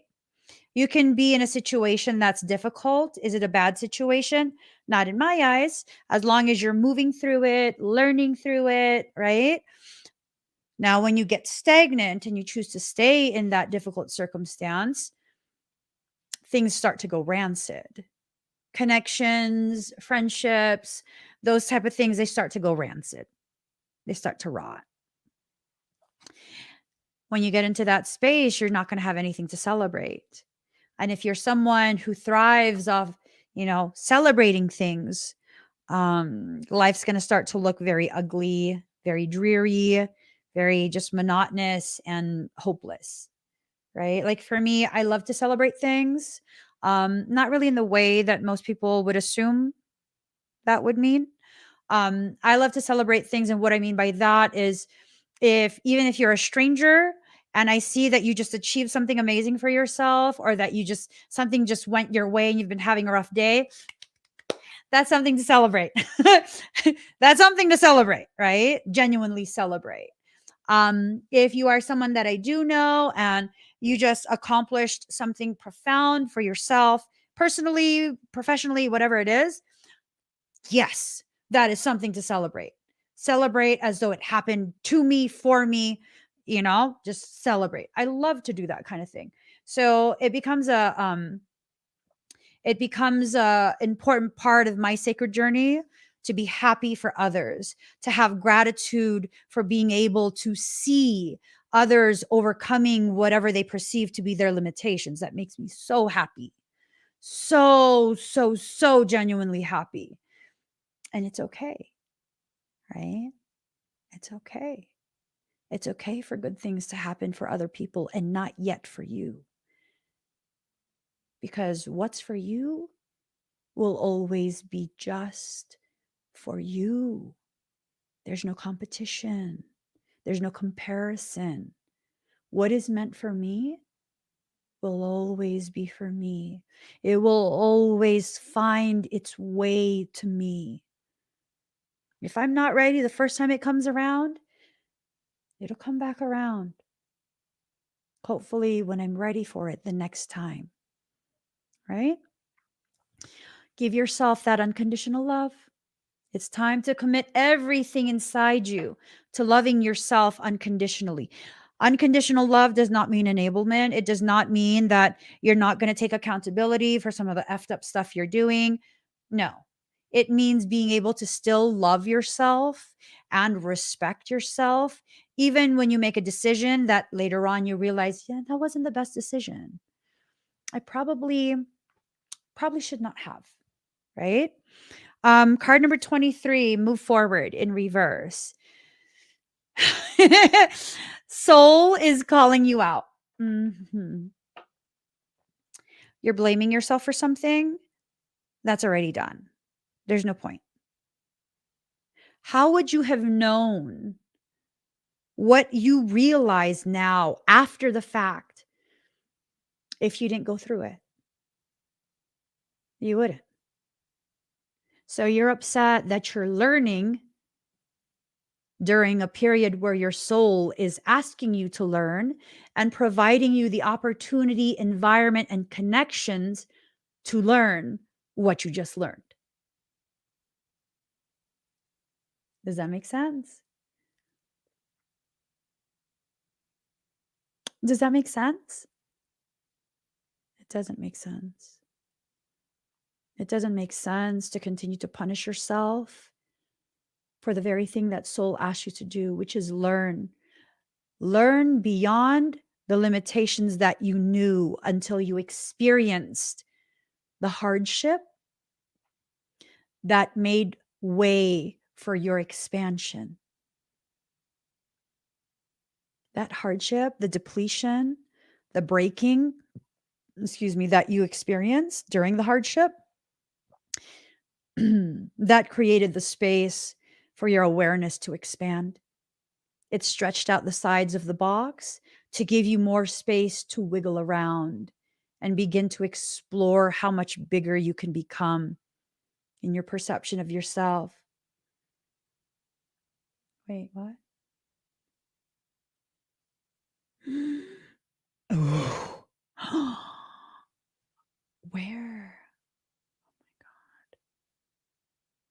But that's in Canada. Hold on.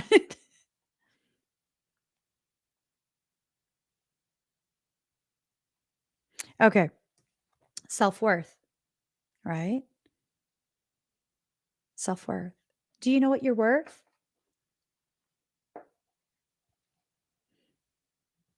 Do you know what you're worth? Because I don't think many of us know what we're worth. We have an idea of some component of that, but what proportion is that component? What percentage of the whole is that? You don't know. If you don't know the totality, you won't know what percentage that is of the total, right? So you could be like, I have one slice of pizza. Well, Well, how much is that? It's one slice. Okay, but one slice out of how many? Well, it's one slice. Okay, but how many slices are there? Because having one slice out of a 14 slice pizza, that's a little tiny sliver of a piece. Now, if it's one slice out of a 2 slice pizza, that's half the pizza. So, how are you going to know what you're worth, what you're holding? You won't. Not until you go through the process of entering into a space of totality. You know how difficult that is? It requires you to accept every single circumstance that you've lived through and every seriously fucked up thing that someone else has done to you, and all the ways in which you have failed yourself, betrayed yourself, and invited other people to do the same to you. You have to accept that and not be angry about it, not feel some kind of way about it, but just know, you know what? I've been through some shit. I mean, it is what it is. I got through all of it. I didn't have to change my perception of any of it. I got through all of it. You know? I just did. I got through all of it, and I don't really know what that means, but I'm here. I'm here. Anyone need help? You guys need me to do anything? I'm refreshed. That's entering into totality. You're not just gonna be chipper and sunshine though, because then there's this other aspect of yourself that's like, "Hey, I'm ready to fuck shit up." Does someone need to get fucked up? Like, it's there too. That exists. Being a totality means no longer being ashamed of any single part of yourself.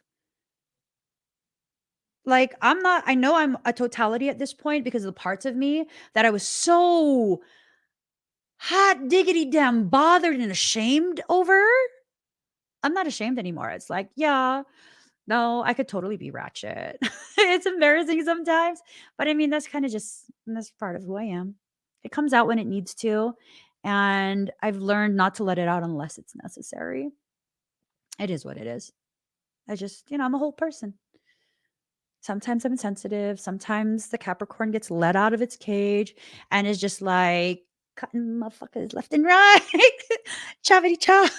Just cutting people left and right. It's all good. I mean, you were in the way, so oh well. you know, I'm a whole person. I'm a whole person. I am as bright as I am dark. My shadow is as powerful as my light. I am a whole person, and I am centered between the two.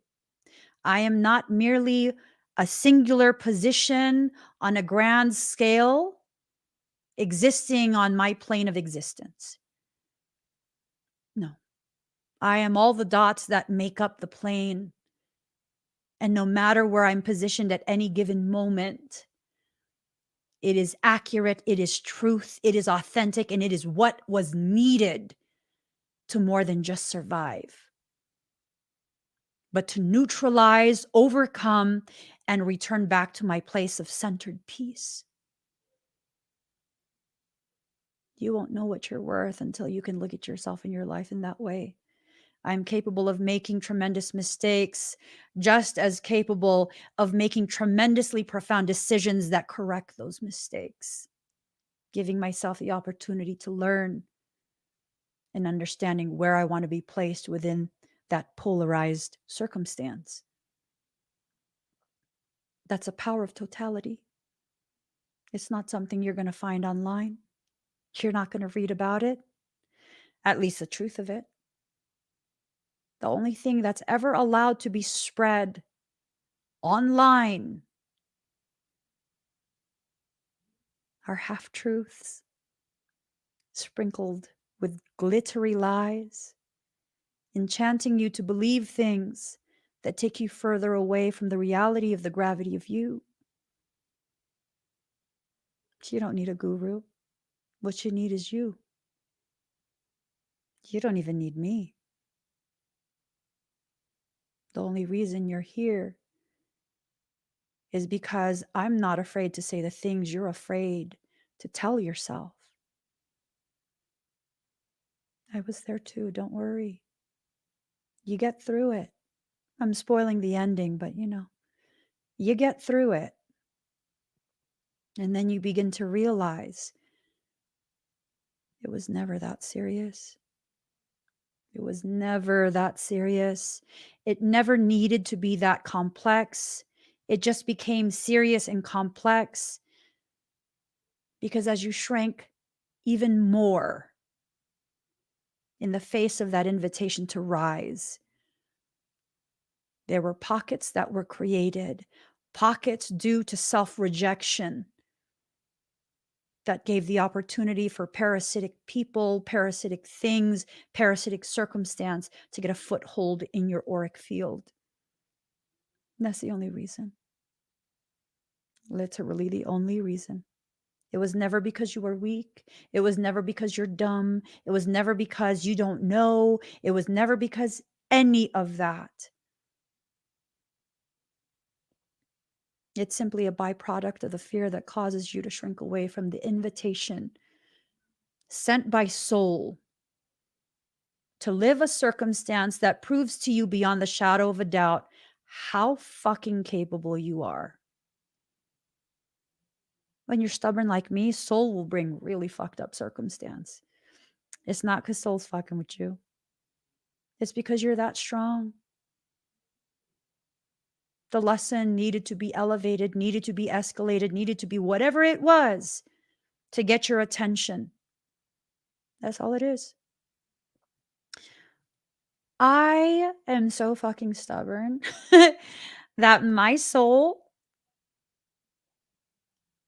required that I be homeless for several years, transient, homeless, uncomfortable in a broken down RV. People think I was traveling the US and like with slide outs and like big screen. No, motherfuckers, we didn't even have a fridge. We didn't have running water. Our toilet broke. Yeah. Yup. Yup. Why? Because soul hates me? Soul's punishing me? Because, oh, karma. I must have been a bad person in a previous life. No, not at all. I see clearly why that had to happen. I had to be immersed in the very environment, surrounded by the very people that would impact or be impacted by my work the most. I had to be in the homeless communities. I had to see the people in order to begin living the movement that takes me to places within myself, within my purpose, within other communities, within publicly visible spaces that will give me the opportunity to be their voice so that I can initiate the change that's needed to bring the relief that's been waited for. People think I'm super friendly and super fun to be around. I'm a fucking introvert. I don't talk to most people. If you're in person with me, I'm going to be mute. Y'all, I've been going to this specific gym for so long at this point. So fucking long. And there is this girl there who I can tell just wants to be buddies. I was telling my husband this afternoon, I think she's changing her workout schedule to line up with ours because we're arriving like much later than usual. And so now she's arriving much later than usual. And he goes, I think you're right. And I still am like, I'm going to say hi. I can't. I'm going to say hi today. I can't. Oh my God. I should say hi. I can't. It's fucking ridiculous. I'm so sick of me doing this, but I can't. because what if I'm bothering her? I want to go up to her and be like, girl, do you compete? Because, like, can we work out together? I mean, you could help me with my form. You could spot me and I could lift even more. But I can't. I can't. Because I'm fucking socially awkward. I'm so aware of my social awkwardness. I'm only fun if you're not in the room. Oh my God. It's the truth. It's the truth. I'm only fun if you're not in the room.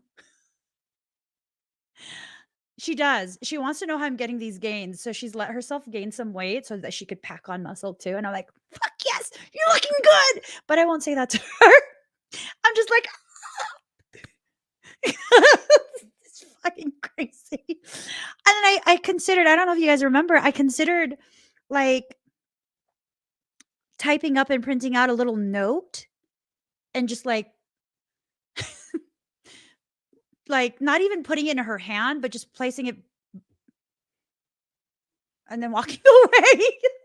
And the note's gonna say, I've wanted to communicate, but I'm so socially awkward and I don't want to make it weird.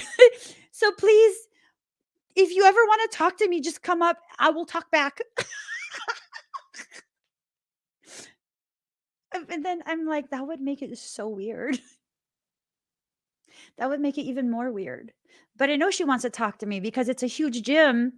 And she was pretending she was like trying to find a pulley thing. And then she's like, oh, can I use that? Like, girl, you see that stand right there? There's hell of them there. And I just looked at her. I was like, no, go ahead. You could use it. I was still using it, but I was like, no, go ahead. You could use it. That's fine. I'm not using it. I was using it. She has phenomenal form. Oh my God. Like phenomenal form. Oh my God. Hold on. I don't know if you'll be able to see it, but let me see if I can show you. You see how my delts are coming out a little bit? I don't have a pump, so you know. But you see how my delts are slightly coming out? Because I was copying some of her tricks. I'm serious. I was like, boo. Okay. We're going to do that superset too through the whole workout. And so now I have delts. But yeah, no, I don't know. Carrying on. Card number 9, communication. Sometimes you just got to communicate. You got to stop howling at the moon. Okay. Ooh, that's your soul. This is you and everything you're hiding. Your soul keeps howling at the moon. All of these things that you're hiding from yourself, your soul is asking it to come out.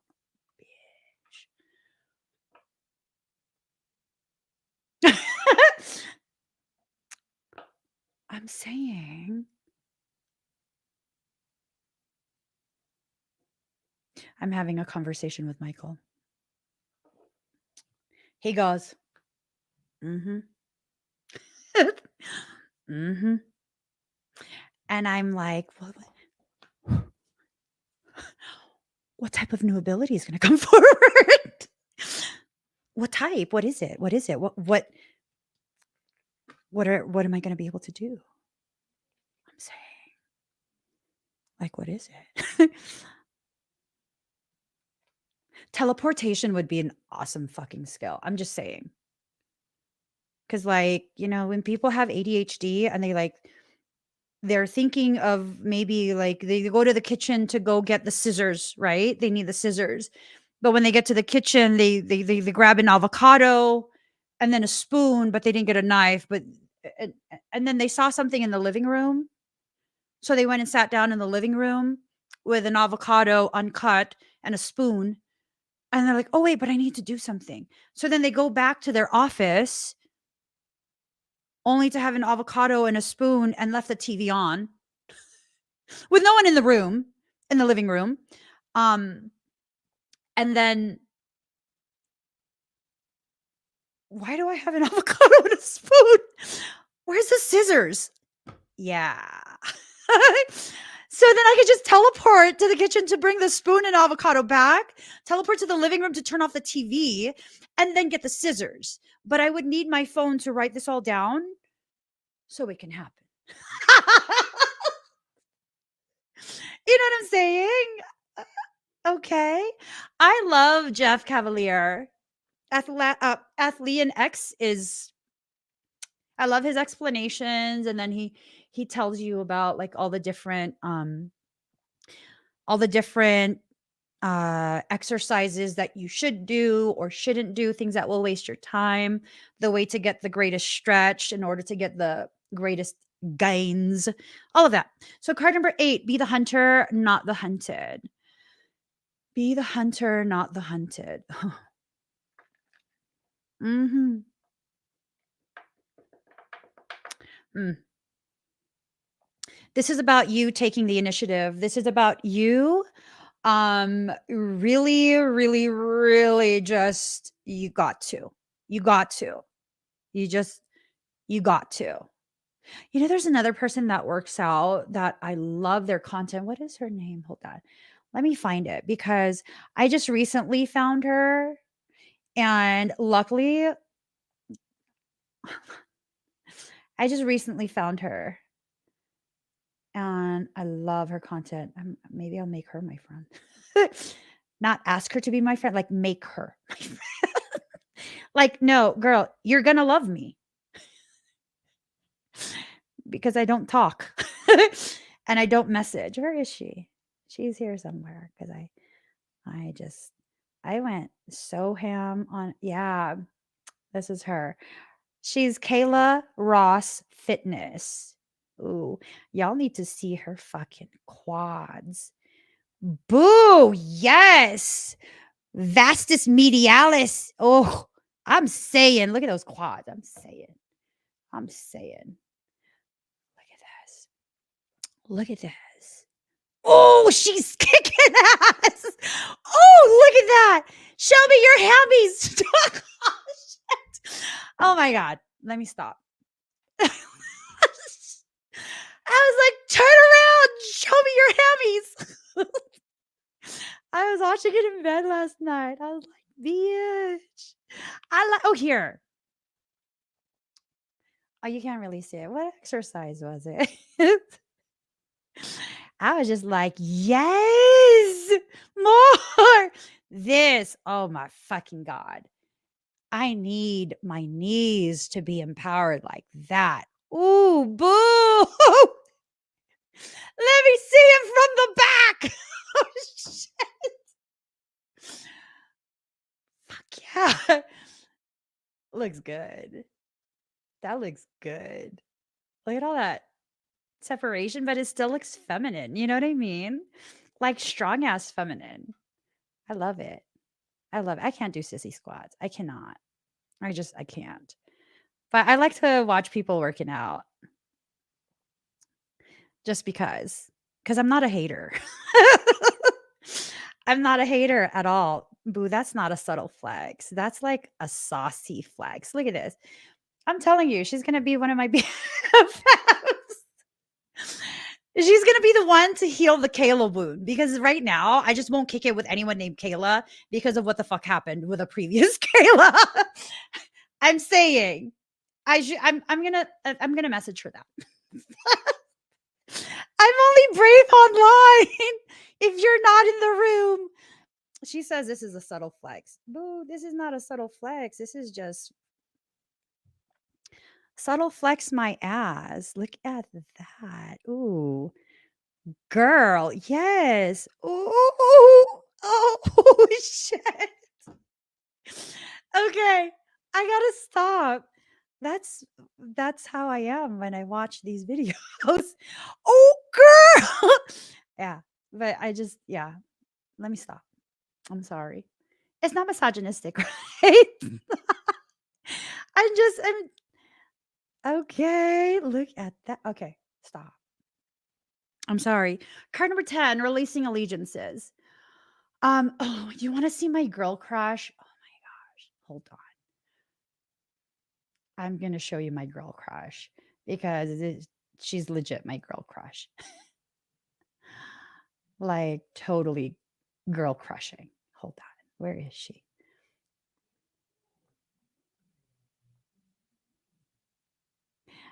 Calling Miss Sanzo to the calling Miss Sanzo to the stage.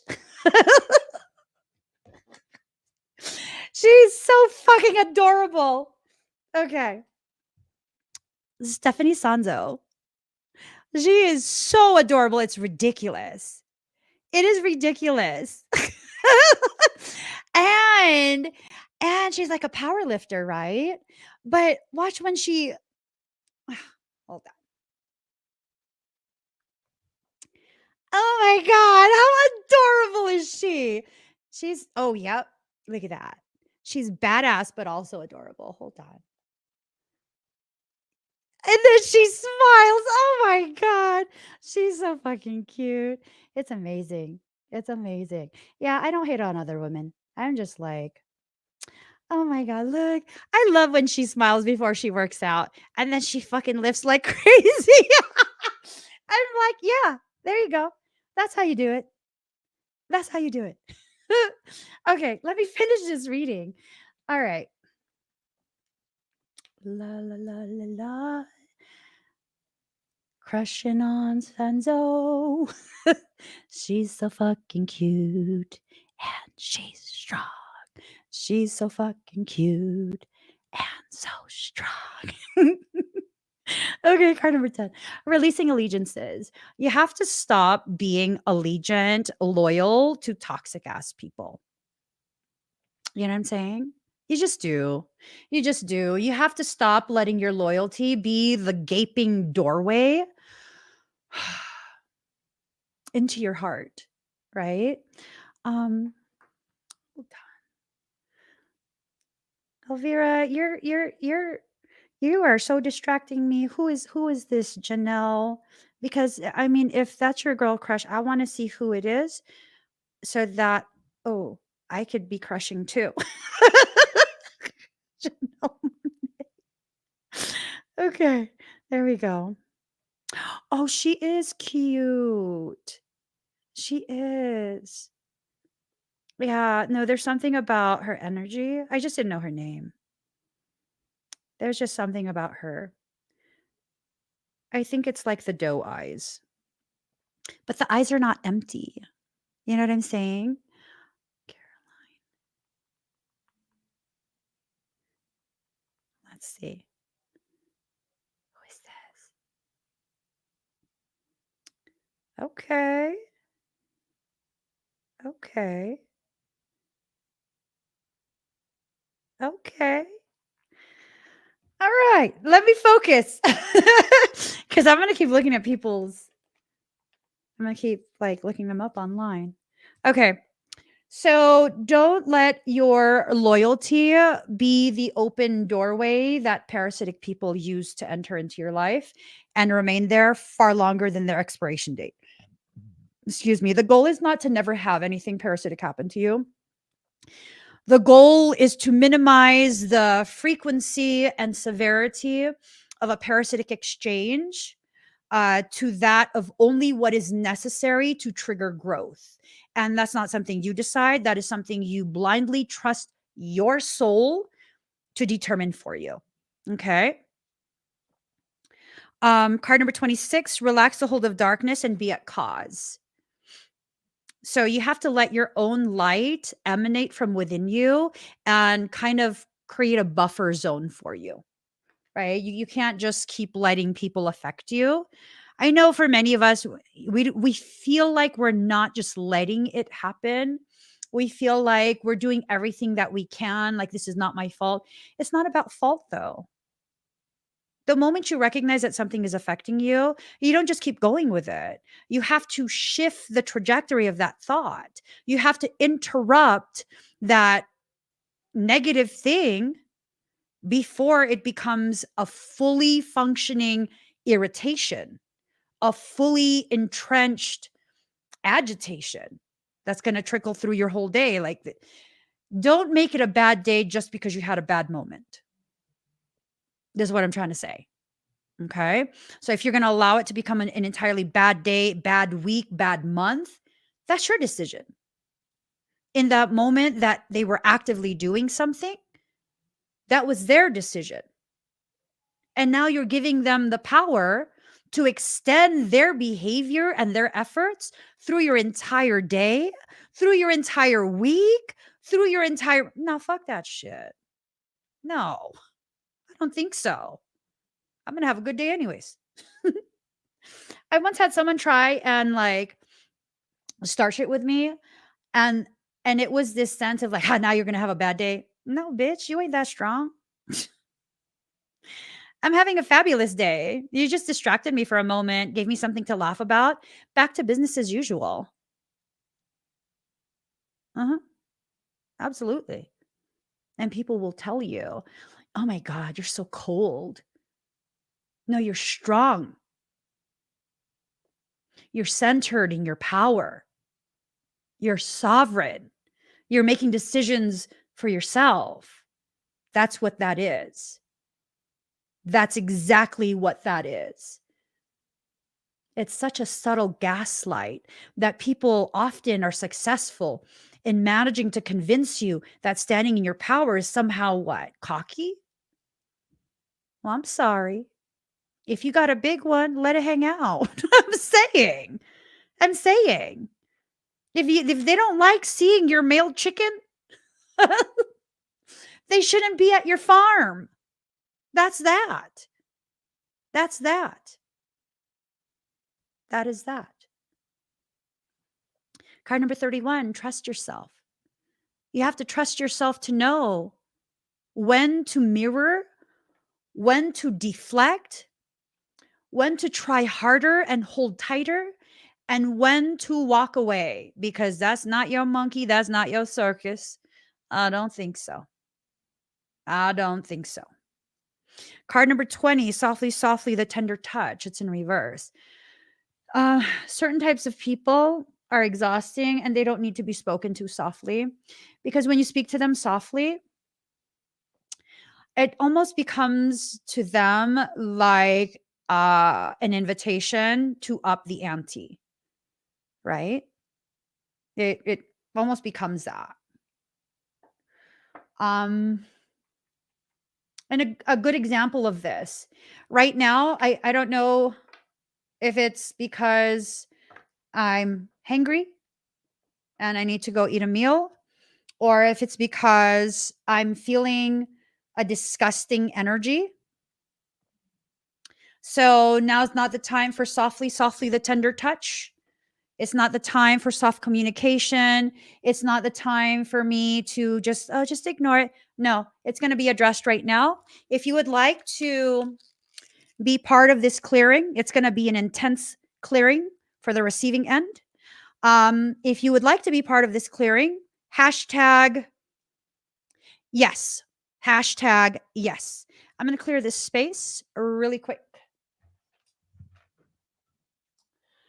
If you're new to me and you don't know what that means, it means I'm going to fuck shit up real quick.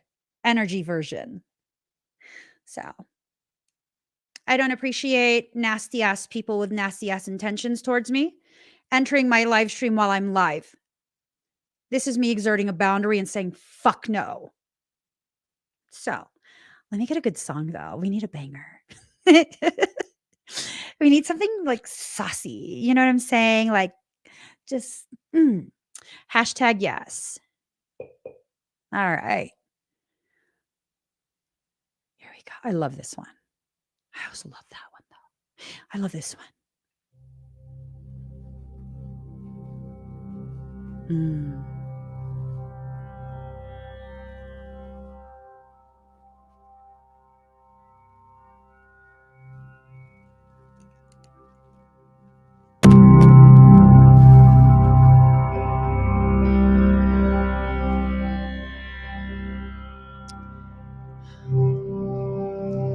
Inhale the light of your truth. Exhale the darkness of your doubt.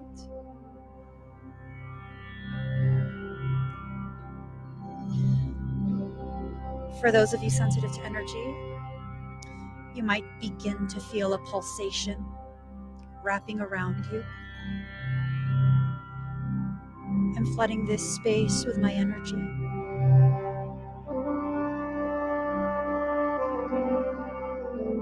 This space belongs to me. As the rightful owner of this space, I decide who I share it with.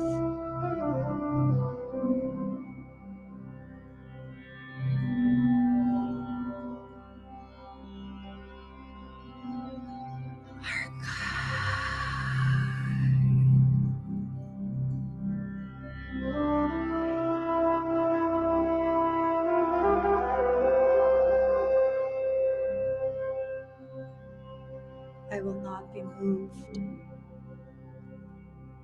from my space of peace.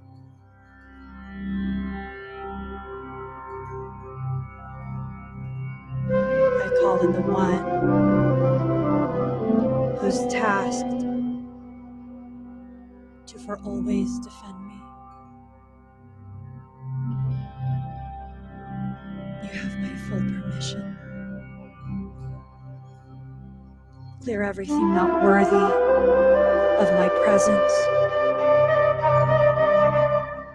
Leave only that which I love, that which adds to my joy and my peace. I give you permission to make your presence known.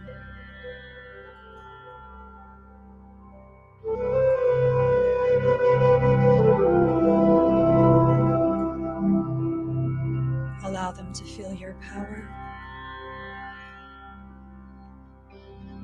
and the totality of your devotion to my safety while I sit in my space of complete peace.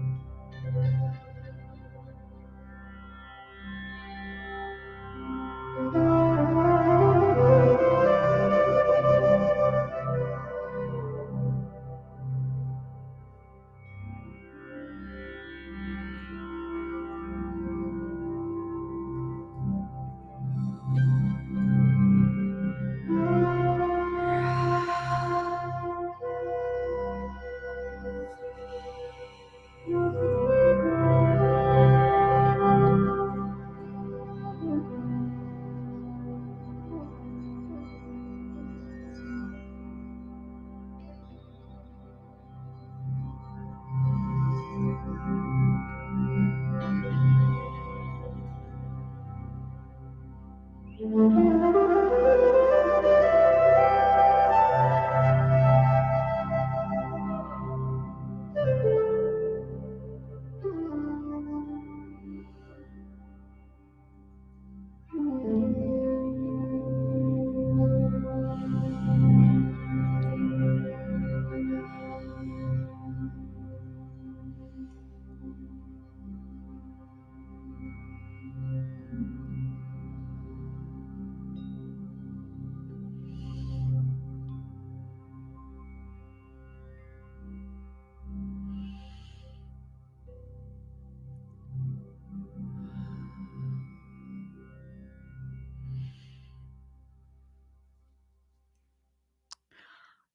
wow.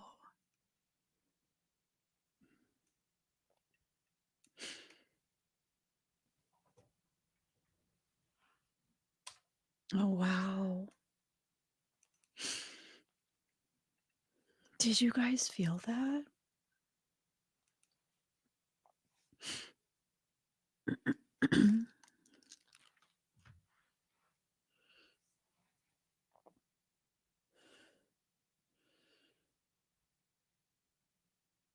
Mm.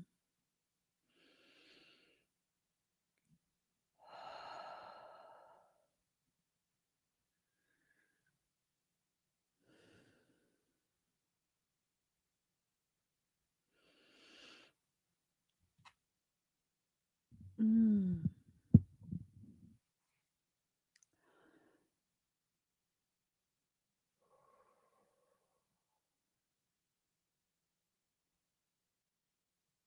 Mm.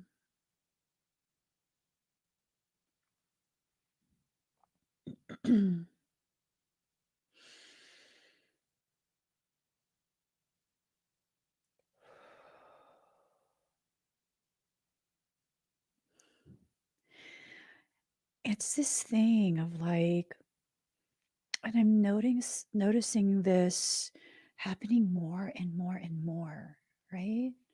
And it's causing me to be less and less and less bothered by anything that could be done by anyone, right? It's this phenomena of every time someone goes out of their way to try to derail, degrade, to try and defile, disrespect.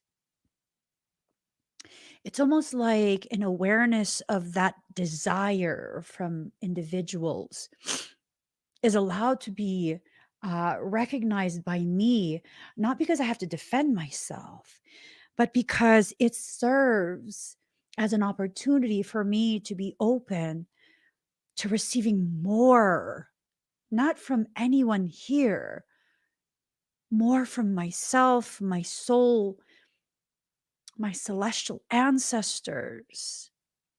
Like, oh, the beauty of that presence. And I felt like my heart expanding. Mm. It became a tangible thing. The awareness of the gravity of the protection I carry, the love that I'm enveloped in, a love that's not for me, for myself, a love so profound from creation that other beings were willed into existence with one sole purpose: to serve as a testament to how much creation itself loves me.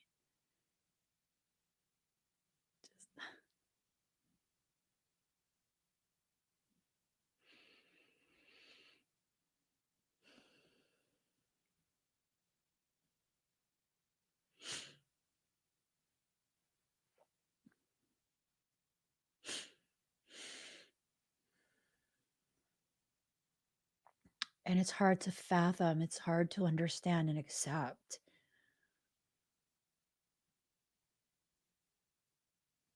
how little old me could be worthy of something like that.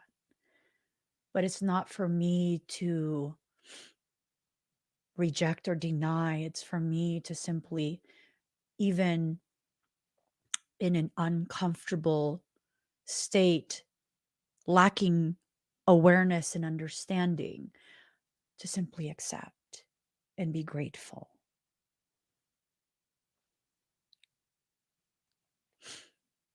Mm. It's like a reminder that you don't need to understand. You simply have to accept that you are so loved. You are so provided for, especially when you don't understand. Mm. I like that. I like that. Mm. All right. Card number 41, bring it into form. You're being tasked to bring something into form. Bring something into form in your tangible life. And it's like, again, that message of, because you don't understand, you're not going to comply, but you're being asked to comply and trust. Allow your compliance to be rooted in a trust so deep in soul that you know no matter what happens, you are protected, you are loved.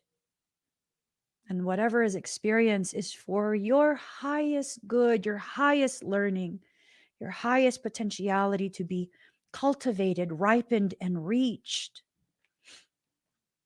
Life is just so beautiful. I'm telling you. Most people would be like, you should still be mad. For what? For what? There's no reason for me to be mad. I mean, someone tried. I don't care what someone tried. They were used as a tool by soul. Outside of someone entering my live stream and just being a nasty source of energy, I would not have been open to receiving that. As soon as they served their purpose, they were removed. I don't need to focus on them at all. I need to bask in the beauty that was just gifted to me in this moment. There's nothing to be angry about. There's nothing to be frustrated over. There's simply an awareness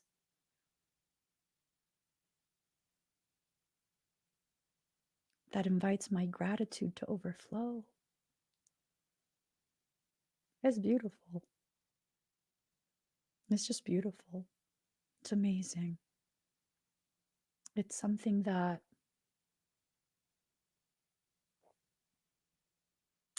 it was unclaimed funds.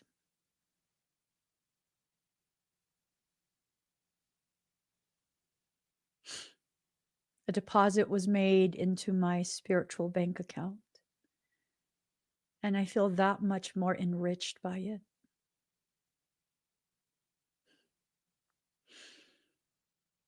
A lesser consciousness would be focused on the fact that someone tried to make a debit, an unauthorized debit, from my spiritual bank account.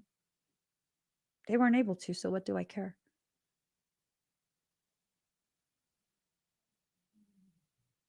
I don't. I'm too busy enjoying.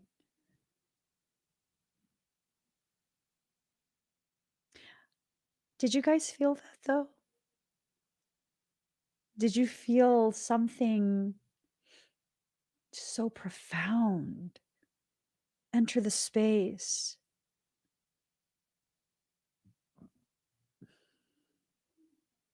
Mm. There were 3 of them.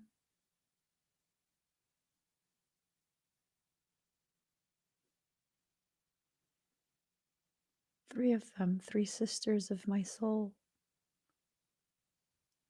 Beautiful energy.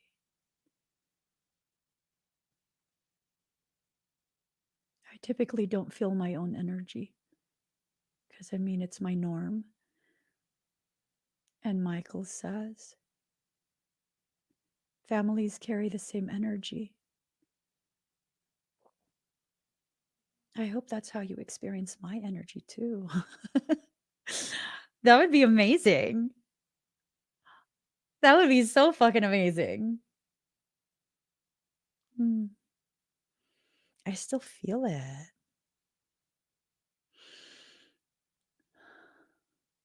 I still feel it. It's such an amazing, like, mm. Card number 19, dream a beautiful dream. Don't limit yourself. Don't limit yourself. Dream the most beautiful dream you could possibly have for yourself, and then turn it into a goal.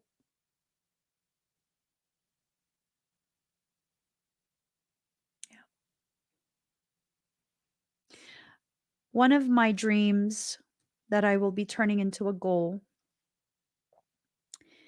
is to reach such a level of financial stability and security that it would become a requirement for me to establish holding companies and an irrevocable trust. And in doing that, it would open the pathway for me to open a foundation.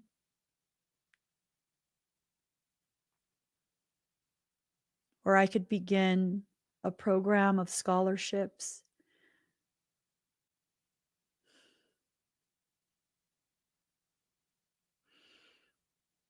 And the recipients could go to any college they want. Price is not an issue. And their entire education, all the way up to a PhD, would be covered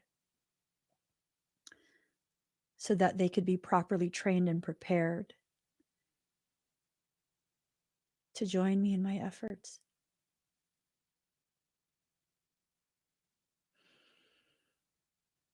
Mm-hmm.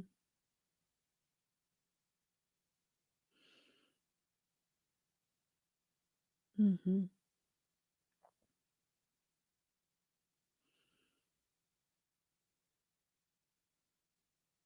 It's not a dream, it's a goal. And any goal I set, for people who know me personally, you know as well as I know, I will hyperfixate on that until it's a reality, until I make it happen. And once I make it happen, on to the next goal. Yeah. That's just how I work. I don't expect anything to be given to me.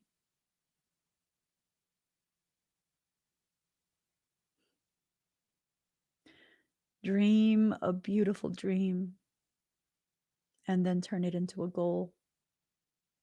What's the difference between a dream and a goal? Dreams, we have no intentions of bringing it to fruition. It's just some far off thing, a thought, a concept. Goals, you have to put action. There are time frames to work within, deadlines to meet, to-do lists, preparations, certain types of expectations. That's all you got to do. Shift it. Shift it. That's all. I'm already living my dream life. You know why? It has nothing to do with money.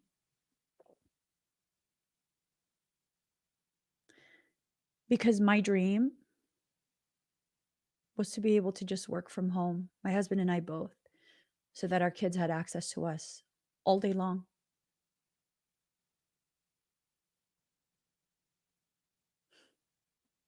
I'm already living my dream.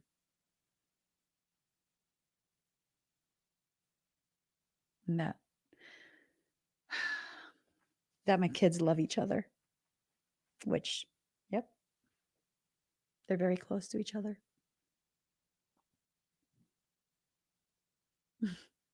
I'm already living my dream.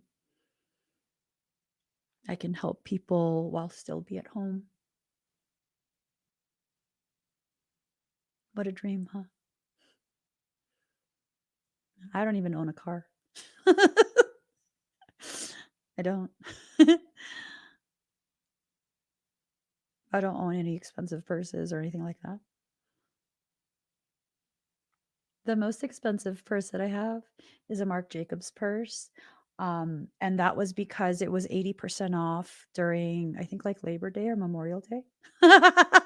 Yeah, it was like a couple $100. But then you take, was it 90, 80 or 90%, something like that. And I thought it was only on select things. And then I saw the price tag and it was changed to something like $30, $40, maybe $60. I don't remember. It was a couple $100 though. And I paid like 30, $40, something like that. Yeah. And I don't even use it. It's because it's not practical. It's just not. It's not practical. Because I'm like, no, I don't want the handle to rip off. Yeah, no. When your dreams are about material things, you're never going to be happy. There's always going to be new things. When you put everything, when you commit your everything into real dreams,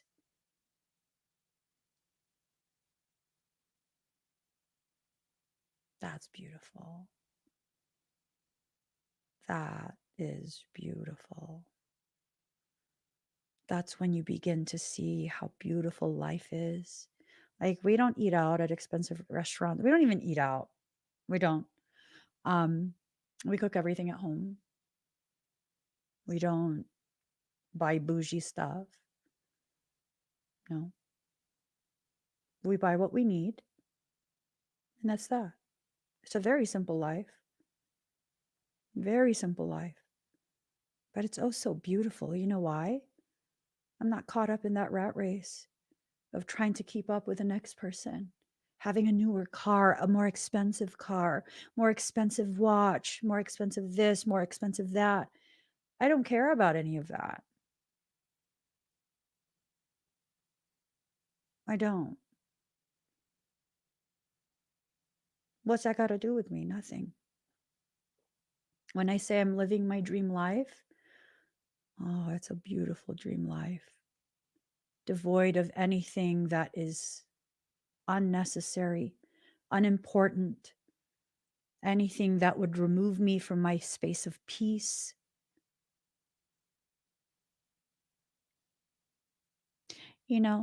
Michael says you don't like bougie. I like bougie supplements. What? I need that to live forever. I do. I fucking love bougie supplements. They're not bougie. They're just high quality stuff. Like pre-methylated vitamins. Methylated vitamins are important. And then also like beef organs from New Zealand.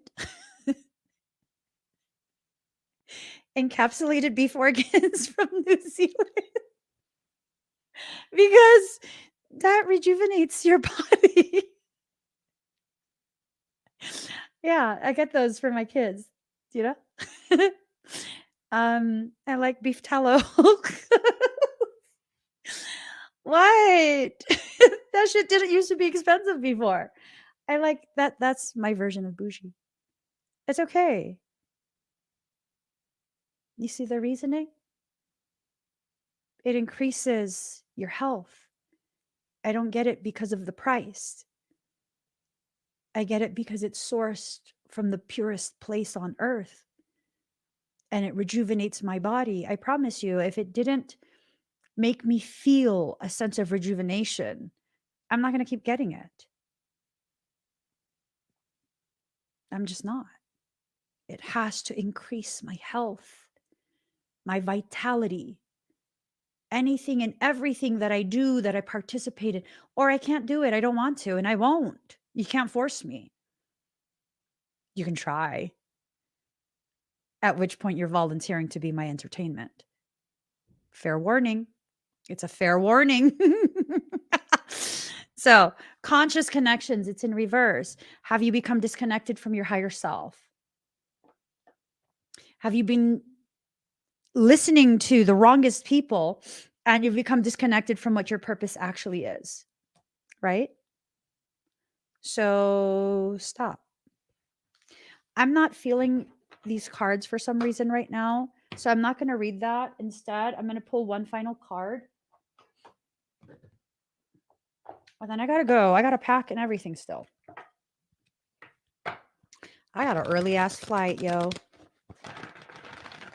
Early ass flight. Maybe I'll live stream from the airport.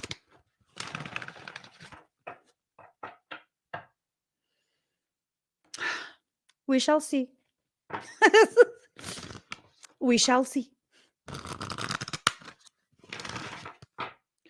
All right. Ooh.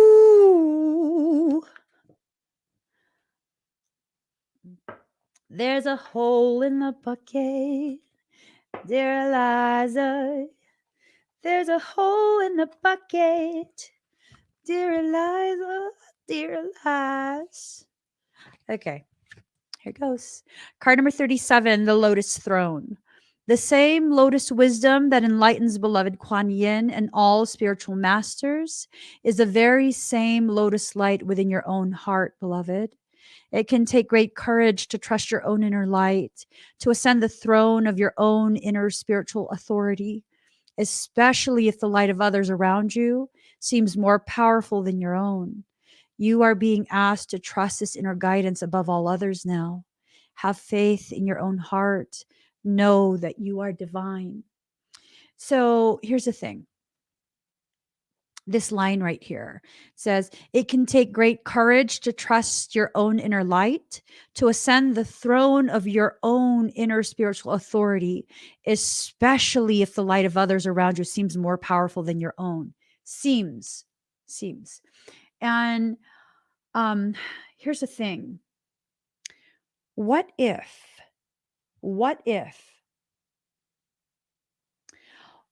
you intentionally dimmed your light at one point in your life to make it easier for the dimly lit people to tolerate you because your light was so bright that they complained you were blinding them? So you turned your light down, you dimmed your shine.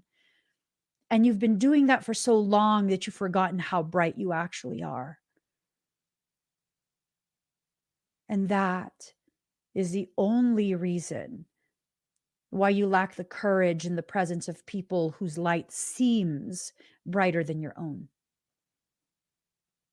Right?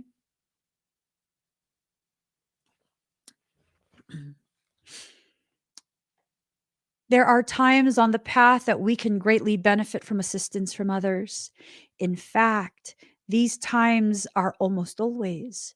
A true spiritual master, teacher, guru, guide, or healer has the same role: to connect you with conscious awareness to your own inner light so that you may come to realize the spiritual power, authority, and beauty that you are. In truth, is the same spiritual power, authority, and beauty that you may see and honor in them. Mirrors. We are mirrors of each other. The things about me, the things within me that you find admirable, inspirational, empowering, that's simply you recognizing your reflection. You are recognizing the parts of me that already live within you. That's what you're seeing. The parts of me that you like. Yeah. Those are the parts of you that you are too afraid to claim because someone convinced you you're going to be cocky. I know about y'all, but I love chicken. I love chicken. Ain't nothing wrong with chicken. What's so cocky about that? Nothing. Nothing. Because you can recognize you're a beautiful person. There's nothing cocky about that. It's an awareness, a powerful one. Sometimes we might need an external guide to help us make that connection. Sometimes we are closer to our own divine wisdom than we consciously realize. And yet we fall into a habit of believing that others may know more of what is good or true for us than we do ourselves. No one knows you like you. Actually, there is one in your life that knows you better than you. That's your shadow. I lost my fear of my shadow when I realized it embraced me in my mother's womb and held me until I was ready to be born. And it was the first thing that greeted me in this world as I exited her womb. It's the one and only thing that has been with me through every single circumstance that I have ever lived through in this lifetime. And it follows me around like a lovesick puppy, never standing and blocking my light.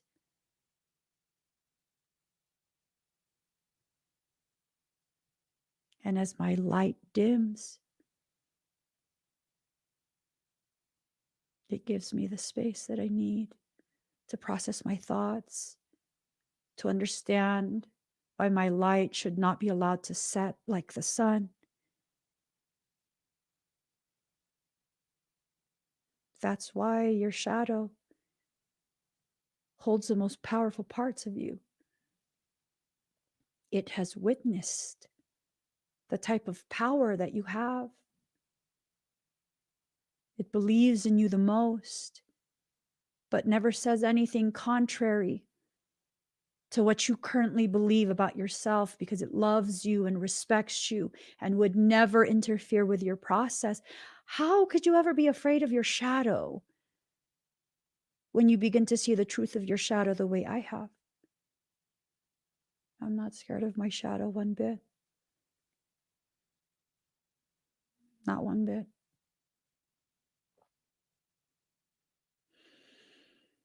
Sometimes, out of habit and conditioning, it is just easier to see the divine light in others than within our own heart. This oracle has come to you to guide you to trust that your own inner teacher is growing stronger, that you have more spiritual wisdom than you may have previously acknowledged, and that you will benefit greatly from heeding your own heart's guidance at this time. You are guided here to carefully discern the level of influence that others may be having over you. Let me read that again. You are guided here to carefully discern the level of influence that others may be having over you. In your admirable willingness to be open, to learn, and to grow, you are wise not to surrender your discernment.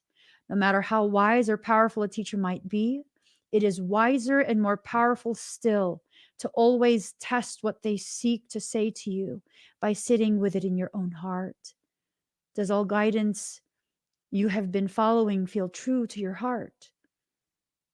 Not everything I say should resonate. Only what actually resonates, right? At this time, the inner teacher, the guru within all, the goddess of light of Kuan Yin, the goddess of light Kuan Yin in your heart is speaking to you, urging you to trust in your own divine nature more deeply than ever before. You're being asked to ascend to the lotus throne of your own divine soul. Trust your courage, beloved. Your journey is taking you into spiritual maturity, and you will need to acknowledge that you have spiritual authority within your heart. Yes, you can learn from others, but always honor your inner teacher, beloved, as this is your own unconditionally loving and flawless guide, the part of you that is pure divine wisdom, always has been and always will be. Mm. Hmm. This was an awesome reading. I loved every moment. I loved every moment. I love it. I love you guys. I just do. I love you guys. I love the way the time we spend together opens my eyes to things that maybe I would hesitate to recognize, things I would be resistant to considering. But because we're in this space that feels so safe to my heart,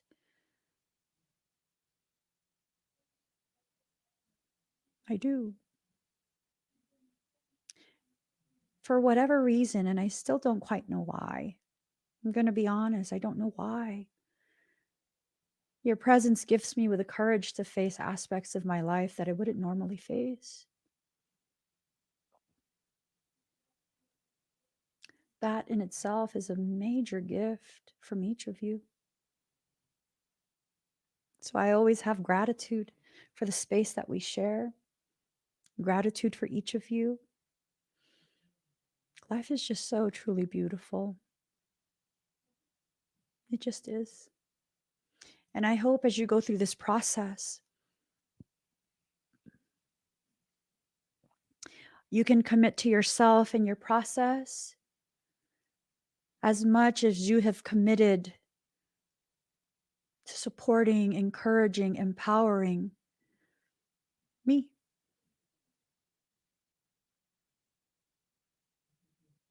Thank you. Thank you for the ways you've given me the courage to grow. That is one major task. Do y'all know how stubborn I am? That is one major task. And together you did it. Always going to have gratitude for you in this space you co-create with me every time. Every time. If you have the power to co-create this space with me, you have the power to create it for yourself as well. So start. This should not be the only sacred space in your life. It's an honor to have this space that we share be counted as a sacred space for you. Don't get that wrong. But this should not be the only sacred space. There should be a sacred space that lives inside you, carried with you always. Always. Create that sacred space. It's time to commit everything into the construction of that sacred temple within you. Consecrate that ground. Build the temple. Plant the garden. Let the fruit trees grow. And after all your hard work, look around and see how capable you are. And allow the beauty of your inside to be spread far and wide outside of you. And then you'll know you've lived your divine purpose this entire time. Through the entire process, you've been living your divine purpose. I gotta get going, guys. This has been such an amazing live stream. This might be one of my most favorite. Not even joking. I just, yeah, the space feels amazing right now. Time for me to prepare. I probably won't be going live for quite a few days.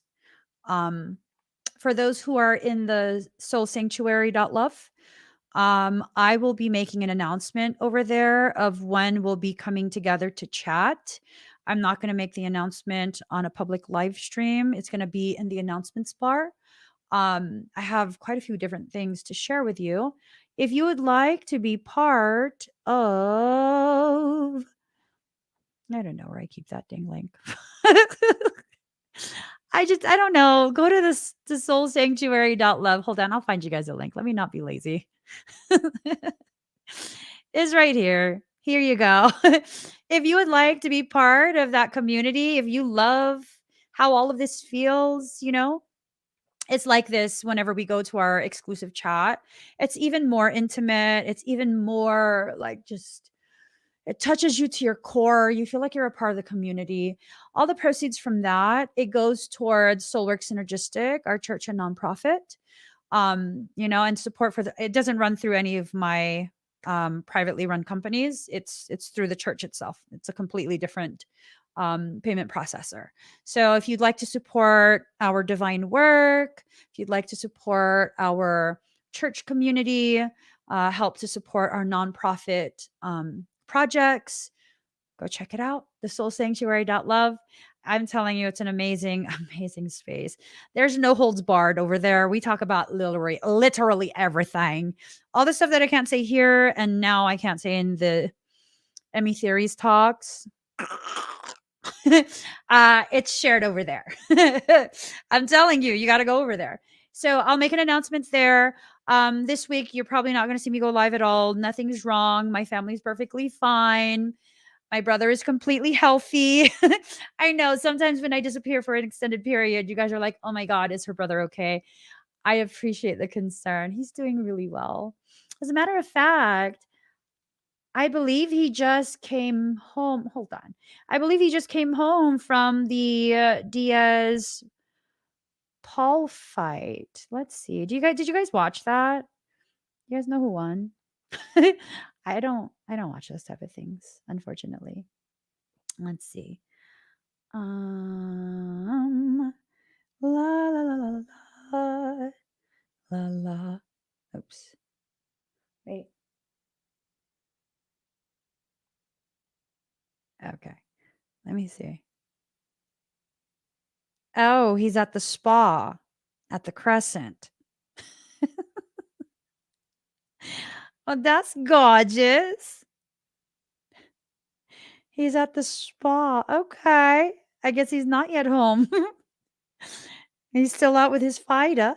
Anyways, yeah, no, he's fine. He's fine. But yeah, I'll probably see you guys again very soon. Don't forget, on the 5th, I have that event. Let me share it. If you would like to be part of the Abundance Amplifier meditation, it's a private event. Go check it out, meevolving.com/shop. I'm going to be doing a ton of energy work there. And I'm also, it's going to be in a guided meditation format. So you're just going to be laying there, feeling all the good juju's while I work on everybody. It's going to be amazing. And that is a primer for the 888 portal. I'm probably going to need to fucking get internet on the plane so I can post all the stuff. Yeah, that's what's going to have to happen.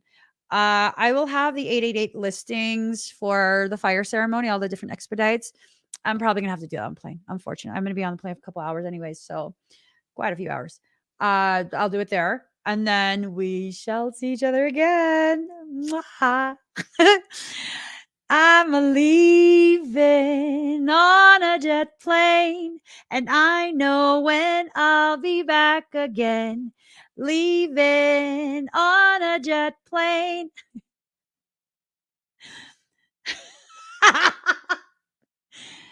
Oh, okay. I'll see you guys. Give this video a thumbs up. If you haven't already subscribed, please do subscribe. Turn on that notification bell. Join me when I'm live. I'll see you guys again very, very soon. Bye, everyone.